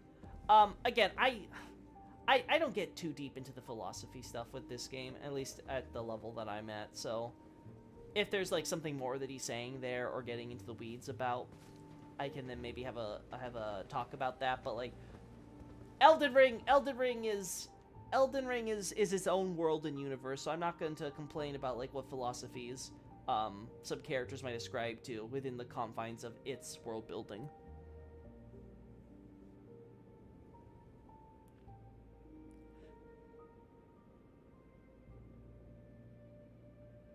I'm pretty sure the story is Moog kidnapped him and killed the tree and then brainwashed him. Oh, so you think the brainwashing happened after the kidnapping? I could have sworn there was an item that would imply that the kidnapping itself was because of the brainwashing. Night Scout, am I crazy? I could have swore you were the one who actually brought that to my attention, and then I checked it for you, and that's where I found it. I think it was some dialogue there. Maybe I'm wrong. By the way, yeah, I think you can argue America a little more the idea of having a family than her actual children, methinks.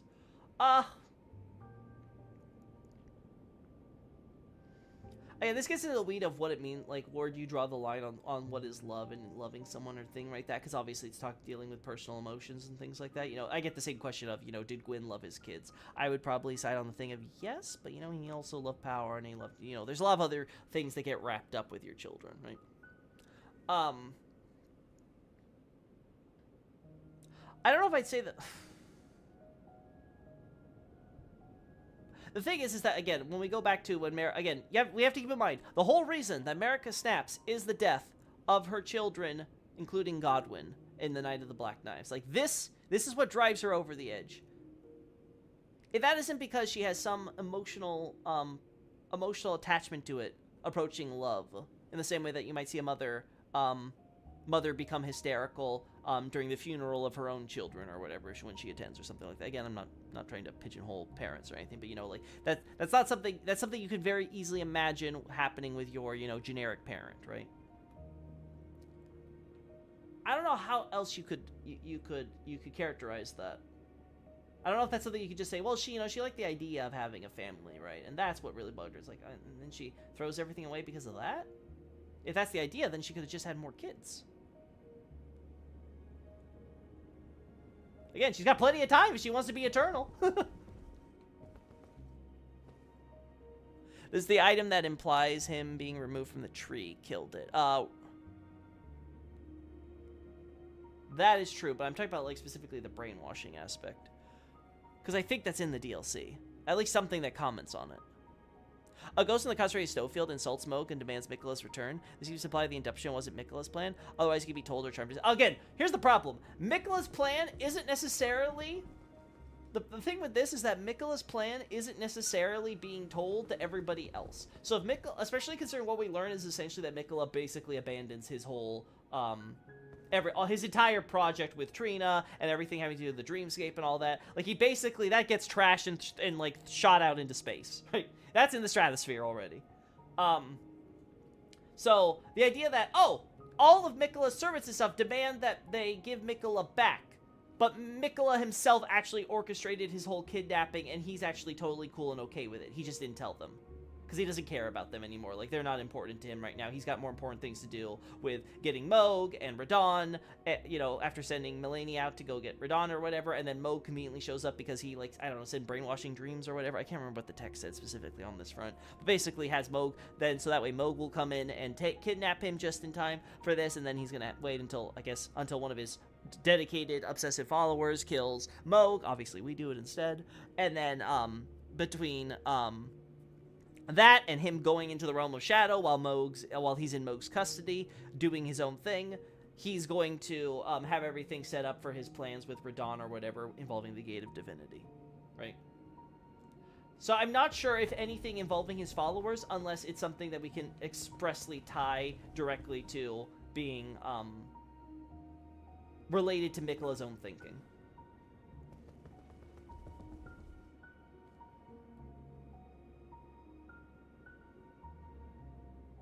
I can say why she reacted that way to Godwin's death. Feel free to throw that down, then.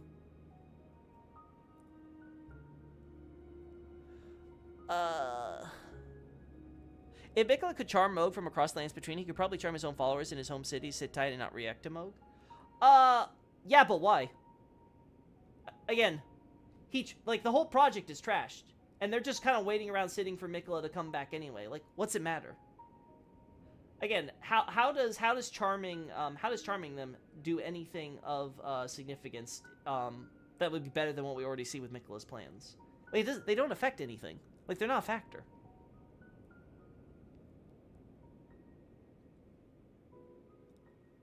So did Radon realize that Mikkola's plan was crazy, and that's why he and Melania fought, because she knew too tired? I'll be honest, my impression was that Radon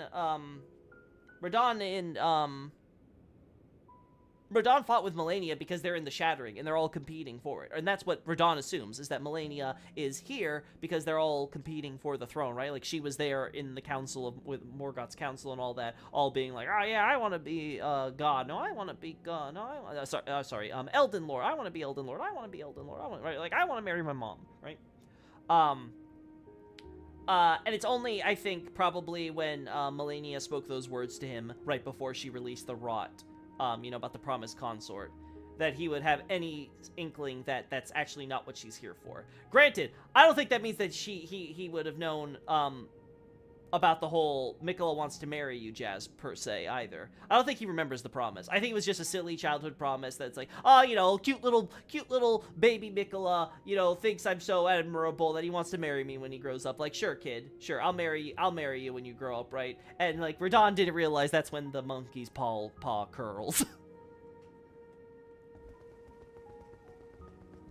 That was my impression based on what we got.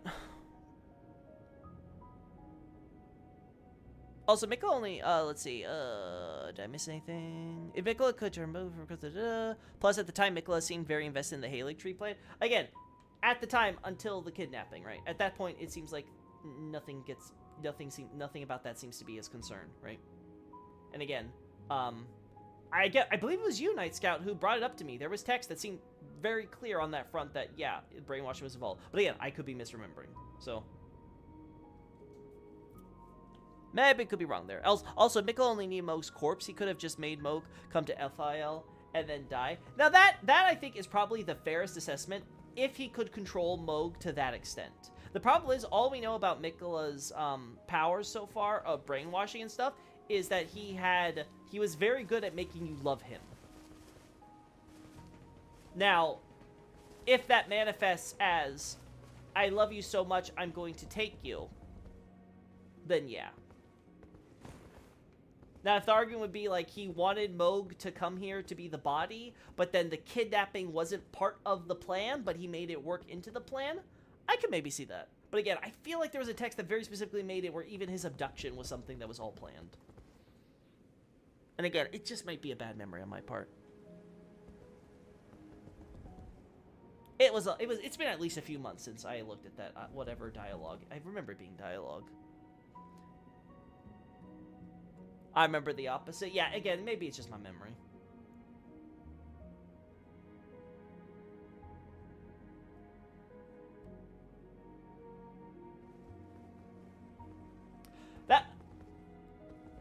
That's actually a good point, is the secret right scroll.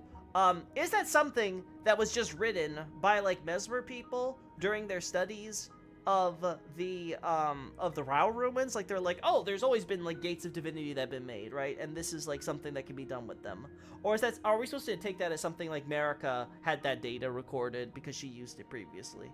I really don't know, because it's using the Altus scroll bark. And I don't know if that's just because they wanted to make it flavorful, even though all the models in the library area seem to just be normal, normal scrolls and stuff. Or if there's, or if it's something like, Mikola, I guess, quote-unquote, brought the paper, brought the bark stuff because he's from the, lived in the capital or whatever. That I don't know. She threw her Omen kids in the sewer and locked them up forever. After great political pressure. That's not love, that's abuse. Again, it wasn't like she immediately did it. Because Moog and Morgott clearly have existed on the surface as part of the culture for at least a number of years into their childhoods.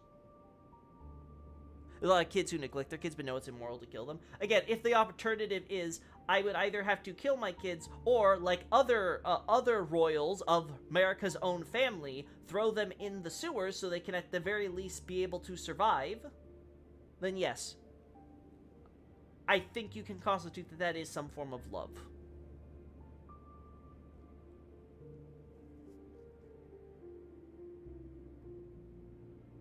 If I recall correctly, the script can be deciphered only by few, so I was under the impression it was ancient. Yeah, that would make sense, for sure.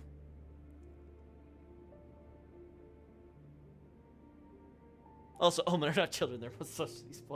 Now, I don't think that's fair, because it's very clear that the royalty didn't consider them that way.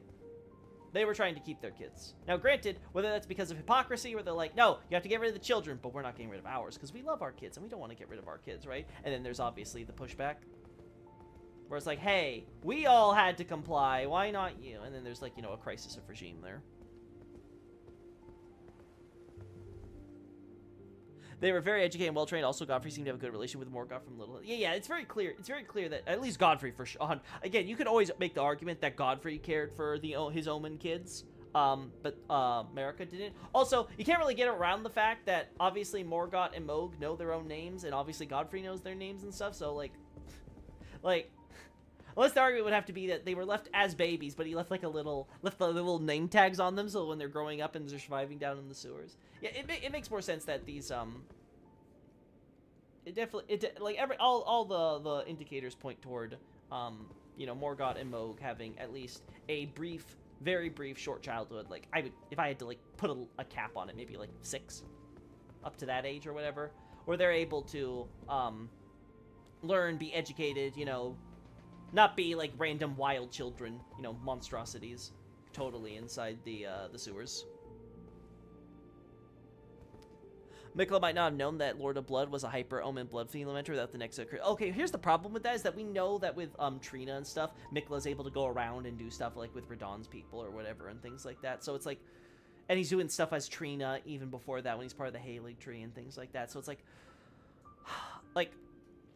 how much does Mikola have access to in a character's dreams, memories? How much is he able to see of the outside world through that? All of that could play a factor in Mikola knowing exactly what would play out if he brainwashes Moog. So I could definitely see the argument of, he wanted Moog to come here so he can get the body, but he didn't expect Moog would come here just to kidnap him, right? Instead of just staying by his side or something like that. Sure, I can buy that. But then if with all we see him do with the with the dream space, with dreams and his dual identity with Trina and stuff like that, I feel like there's definitely more reason to believe that he knew exactly what would be going on. But like I said, this is all dependent on a dialogue that I may be misremembering. I recall Ansbach saying the gates of Divinity were a secret until America used it. Well, yeah, that's the entire point of Mesmer's crusade, is to keep them a secret. Like, that's the entire, like, literally, the entire point of all the genocide and the separating everything in dimension is to create redundancies for the idea that America really, really, really doesn't want to make sure that anyone who could potentially replace her, you know, doesn't have access to the thing that would make them a god, apparently, versus just an Empyrean. Avoidance of shame doesn't equal love, but keeping your kids alive for a while during a time period where all your kids that are turning to horde monstrosities are basically being commanded to be killed, like, right off the bat, I think that would definitely give a counterpoint. Right? Like, again, you definitely can't say it for Godfrey, for sure. Godfrey, for certainly, doesn't act like a guy who's, like, doesn't care about his horned son. I don't recall any dialogue that Moog was charmed from afar. I mainly remember that I advocate for the kidnapping not being planned per the Snowfield ghost. Yeah, I just remember, maybe it wasn't you, Night Scout, maybe it was someone else, but I remember someone asking me about a dialogue, and I'm like, okay, sure, I'll take a look at it, and I ended up being surprised. I was like, oh, I didn't realize this was a thing. But again, maybe I'm misremembering what I read there or what I found. So I'll make sure after stream to go look for it again. Oh, look, I think the Hornsent incantation scrolls might be Birch. Wait. But do you mean the models we find over on the tower? Or do you mean, like, incantations we actually get here? Oh, I don't have them, so.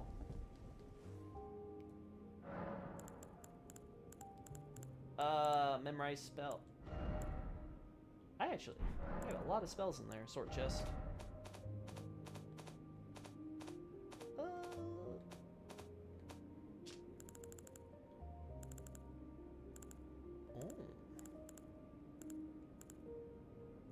Where is it?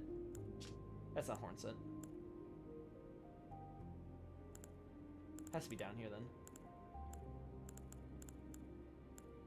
Here it is. So you think this might be Birch? What I meant was that the Hornsent were keeping a secret, but it thereafter became known after America became a god. I'm sure that ties into the ceiling, but it's funny they gatekeeping the gate. That it be publicly known America became a god. That's true. That could be possible. And this is always the problem with the whole keeping the crusade secret thing, because if all these things is just kind of out there, then how the hell are you keeping that under wraps after that point? Okay, older generation, never goddamn tell any of your kids or anything. Certainly not with it. Like, it's like, couldn't they just, like, you know, tell their kids in secret or whatever and have it, like, passed down, but mum's the word in public? I don't know. Ansbach says, as if using Lord Mong to enter the land of shadow were not enough, he plans to use his corpse as the vessel of his king consort. Are you thinking of this?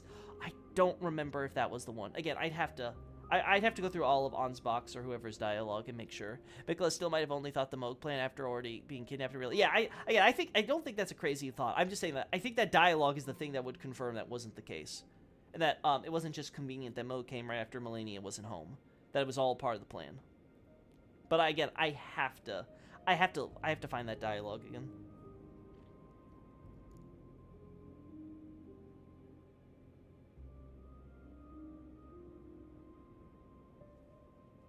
America was just special, I guess. Not sure. Oh, okay, yeah. I talked about the whole thing with the funny gatekeep. I guess you could argue that maybe, like, America was just had that type of force of personality to keep people quiet. I mean, granted, she is God, right? So there's always that. There's always that religious fervor to keep, you know, the group in line.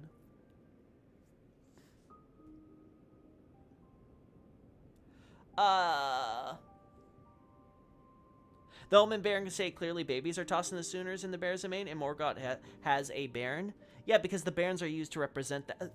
It goes into Japanese culture. They're Gaelic, so there's a bit more going on there. But again, the original Baron that you would first acquire, or you can first acquire, would be the, or the earliest you can acquire, would be the normal Baron, if I recall correctly. And that one is tying into the idea of, oh, we have these babies who, the babies come out, we try to cut off their horns, and, like, you know, we leave them to die, you know, throw them out into the fringes or whatever, with the corpses and all that, never to be seen, right? Then you have the royal babies, right? The royal ones, they're being allowed to grow, they're growing, they're becoming young toddlers or what have you, right? And then they're being dumped over in the sewers as it's kind of getting out, it's like, hey, these royals aren't really, you know, killing the kids like we're doing, right? And that's where the crisis issue comes. And then you have the royal barons being made, where it's like, okay, we're having the same monument where it goes to a baby. Again, this ties deeply into Japanese culture. And then you have the form of the baby, but with the actual horns growing, because they never cut off their horns. Because again, they don't want to. They want to keep the baby. They're fine with the horns. They want to keep them alive and well in doing that. Again, you're not doing that if you think that they're these terrible monstrosities you're getting rid of on a whim. And again, why are you dumping them in the sewers then and letting them live out there under your feet?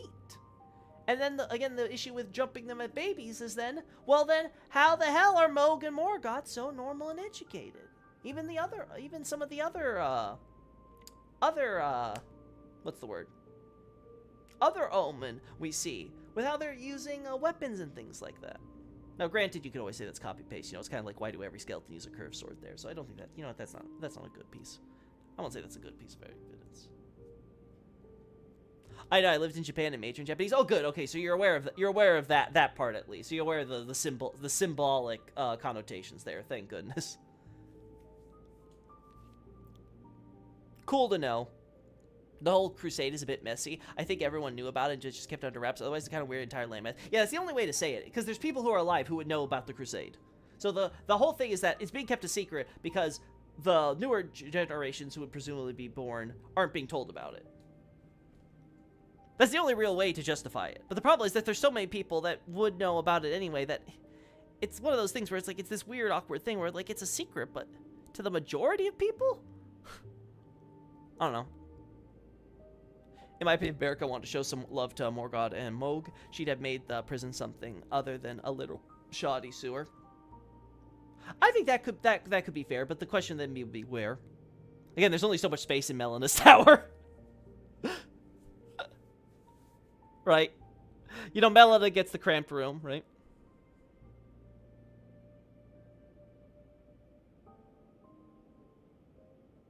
Because they're hypocrites. Again, but again, why you're being hypocritical over something that you're saying you don't care about? Again, this goes back to the point I'm making at the start, Calyx. Nothing that, if we're going with the idea that America doesn't love her children, then most of what America's doing doesn't make sense.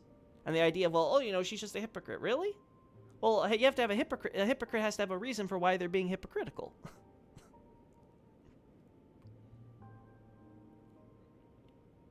Racism is a complex science, Loki. Don't think of the...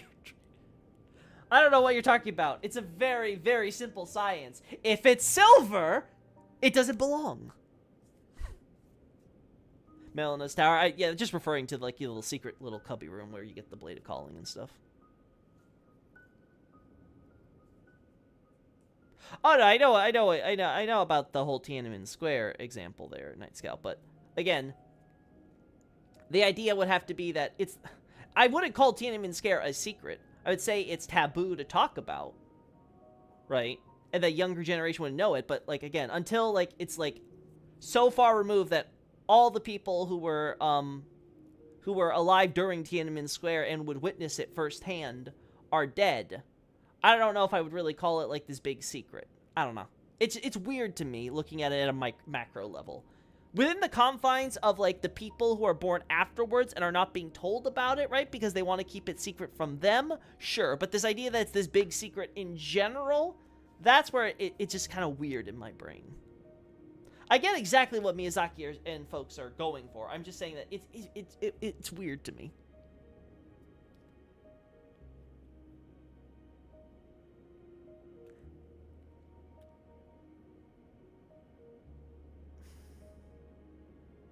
The top of the scroll has black lines. That's why I thought it might be Birch Loki. Okay, so that's what you were talking about with the black lines. Let me look at this. You know, I think that's actually a good reason. I think that's fair. Let me check something, because I thought there was possibly Birch Scrolls somewhere in one of these areas. it's reminiscent with the spear incantations with the scrolls. Okay, if that's so, then then we could say that the scroll might not have even been written by anyone in America's thing. It could have been something that was either recovered. Yeah, it could have been something that Mesmer and folks recovered from the tower or elsewhere and kept in their storage thing. So it has nothing to do with Erdtree culture then. The question would be then, where would they get the where would they be getting this birch from? Okay, so this has scrolls, but are they birch scrolls is the question. I think they're just normal scroll models.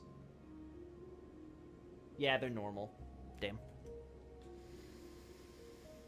One thing I'm wondering is the dragons in the golem furnaces, where are these from? It's part of the model, right? So all of them have a dragon at the bottom, right? I don't know if that's supposed to be like lore relevant in terms of being like, you know, it's important that a dragon be at the bottom of it or something like that. But in terms of general, like, if we're supposed to believe that Mesmer's going off killing, going on crusading, killing any horn scent, and we've also seen them killing zombie dragons that are around, I could totally believe that they're also killing regular dragons. That are also terrorizing them and putting them in the golems too, right? So I don't think the idea is crazy, right?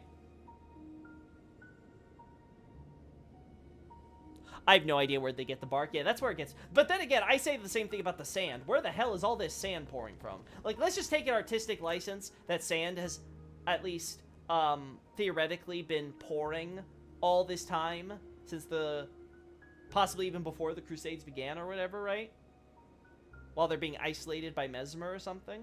That's assuming Mesmer doesn't do timey-wimey shenanigans or something when he does the flame. Again, that's a big if. But, like, where is all this sand infinitely pouring from and getting around everywhere? Like, everywhere! Oh, and the tree. Yeah, trees are growing out of this sand! Like, where's the sand coming from, Miyazaki?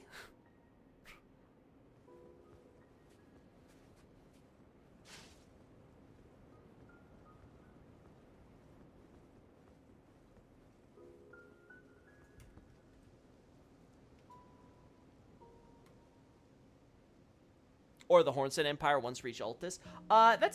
It's possible also. Like, the best I could think of is because there's ruins that they are excavating, that they may have also been looking at ruins on Altus. That's the only other thing I could think of, and then they would take it from the bark there. But then the question is, why not grow trees here? Right? Why not grow some of those Altus trees, bring them over here and get them? Why try to... maybe it was just impractical, I guess, right? Like, there's tons of... You could say the same thing with... no, but usually the problem would be is the practicality of growing... Yeah, I have to think on that one more. The idea of them getting it from Altus.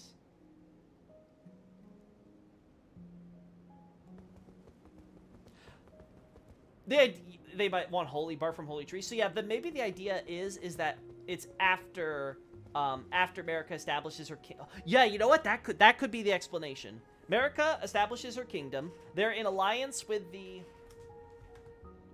This is something we should bring up here, right? Saucerush becomes his B. America chillin' with Hornset. And this was something that I think it was Lami was bringing this up, but I think maybe somebody also brought it up, is that we have this problem where America basically, if America's motivation was revenge, she's really, really, really bad at it because she's basically peacefully coexisting with the Hornsent for all this time, all these events, all these wars and things. When America's on the warpath, when America stops being on the warpath and is just kind of, you know, peacefully living here.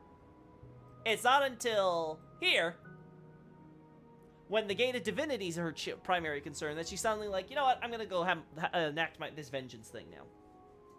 Seems kind of odd for someone who's hell-bent on revenge. This is why I say, I think when she's going over there and, you know, talking secrets with Grandmama, it's basically her, you know, privately admitting, yeah, I kind of threw you under the bus. Maybe I missed it, but where did the early Karian sorcerers come in with what we learned from the DLC in terms of the timeline? Okay, so, I mentioned this earlier in the stream. So around this period, Alta's Plateau unification, is when we also have Renala establishing her kingdom, defeating banished knights at Caria Manor before it became Caria Manor, right? So she defeats the banished knights that built this fort and were harassing the Liurnians, right?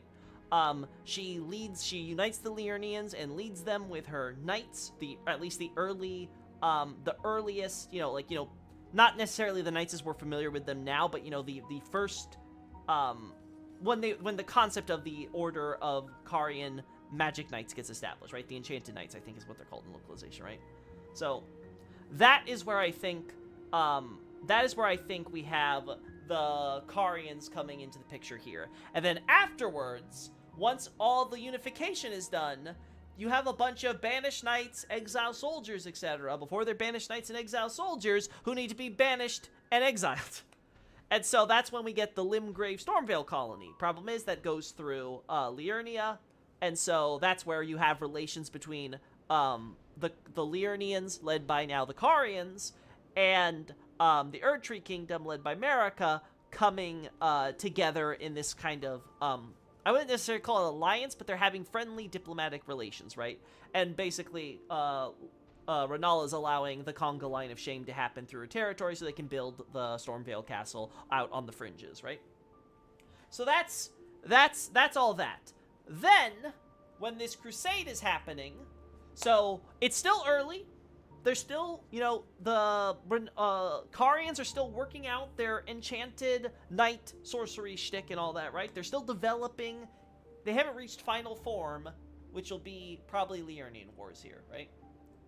So during this early period that they're developing, right, through this peacetime and all that stuff, Mesmer goes on crusade.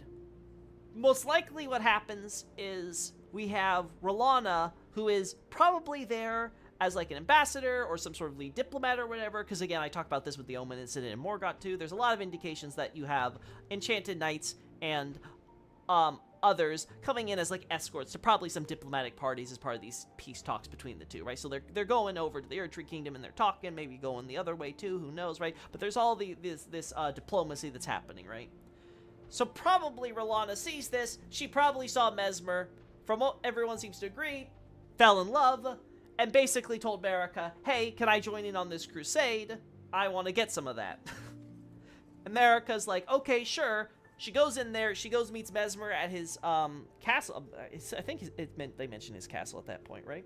And he's basically like, I don't know you, but hey, if you're being serious, Miss Sorcery, Moon Lady, how about you show your fealty to the Erdtree by doing the this whole shield ritual arena fight type thing, right? And she goes through the whole process, and he's like, okay, there, I trust you. Now you get to go off and help me with this crusading and stuff. I know a lot of people believe that they're potentially married and stuff, though I haven't gotten that far. America, when you do the Conga Line of Shame through Liurnia, the Hornsitair might be the lands between at the time. Yes, there would be there, but there's still water, right? So I would agree with you. It's not strictly necessary. But again, if you can do it all over land, why are you going to do it over land and then over sea? Also, there's the question of, is it practical to do it over sea? Because, let me see if I can find. There we go. Right. So again, let's say that we have...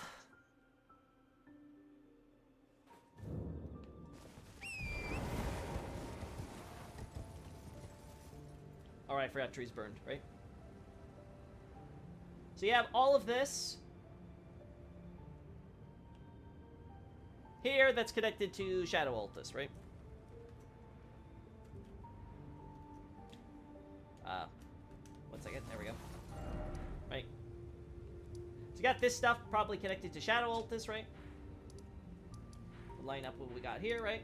So let's say this was all connected by land, right? Let's say that this area was connected by land, right? You would still have all this and then the water areas over here. And I can't show it here, right? But then the next problem is, can you even make landfall? Because then, again, we don't have any beaches and stuff on this side. This is all sheer rock face. so that if they're going over land but then taking the sea, then they got to go through, and then again potentially Farm Azula's still here, so then there's probably, can you make it through the river or stuff, whatever. But basically, you have to be going all the way around in order to make landfall here or here, right, from the beach areas, heads here. Again, so I do think it's more practical speaking, like in terms of the way they set up the geography, to believe that, yeah, America's first choice is going to be going through Liurnia. All we got to do, really, is build a bridge here, right? That's all we really need, is to build a bridge to connect our territories. And it's going to help facilitate long-term contact and relations between us.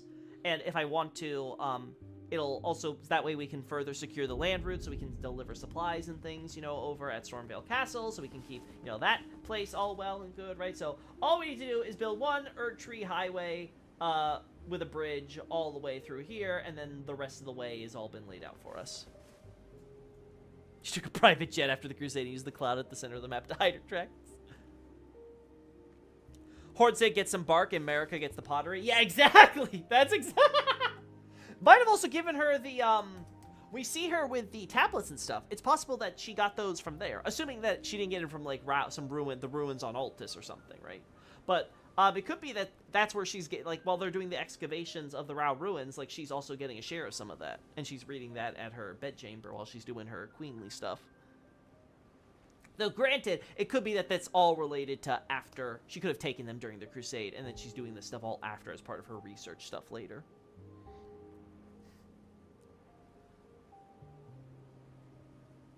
Nah, there has to be water there because there's the whole boat thing going on with the coffins in the south there, Night Scout. So you have to have some sort of water area with the way they have, and plus you have the beaches there and stuff like. It doesn't really make sense if the idea is supposed to be it was all land. I still don't think Renala's letting a war-loving foreign power build a bridge to march an army straight through her capital. Again, it's not really supposed to be an army. It's a bunch of essentially slaves. I think the bigger problem would be having a fort being built to quote-unquote box you in potentially, right? But granted, she controls all the supplies to that fort, so... Yeah. Yeah.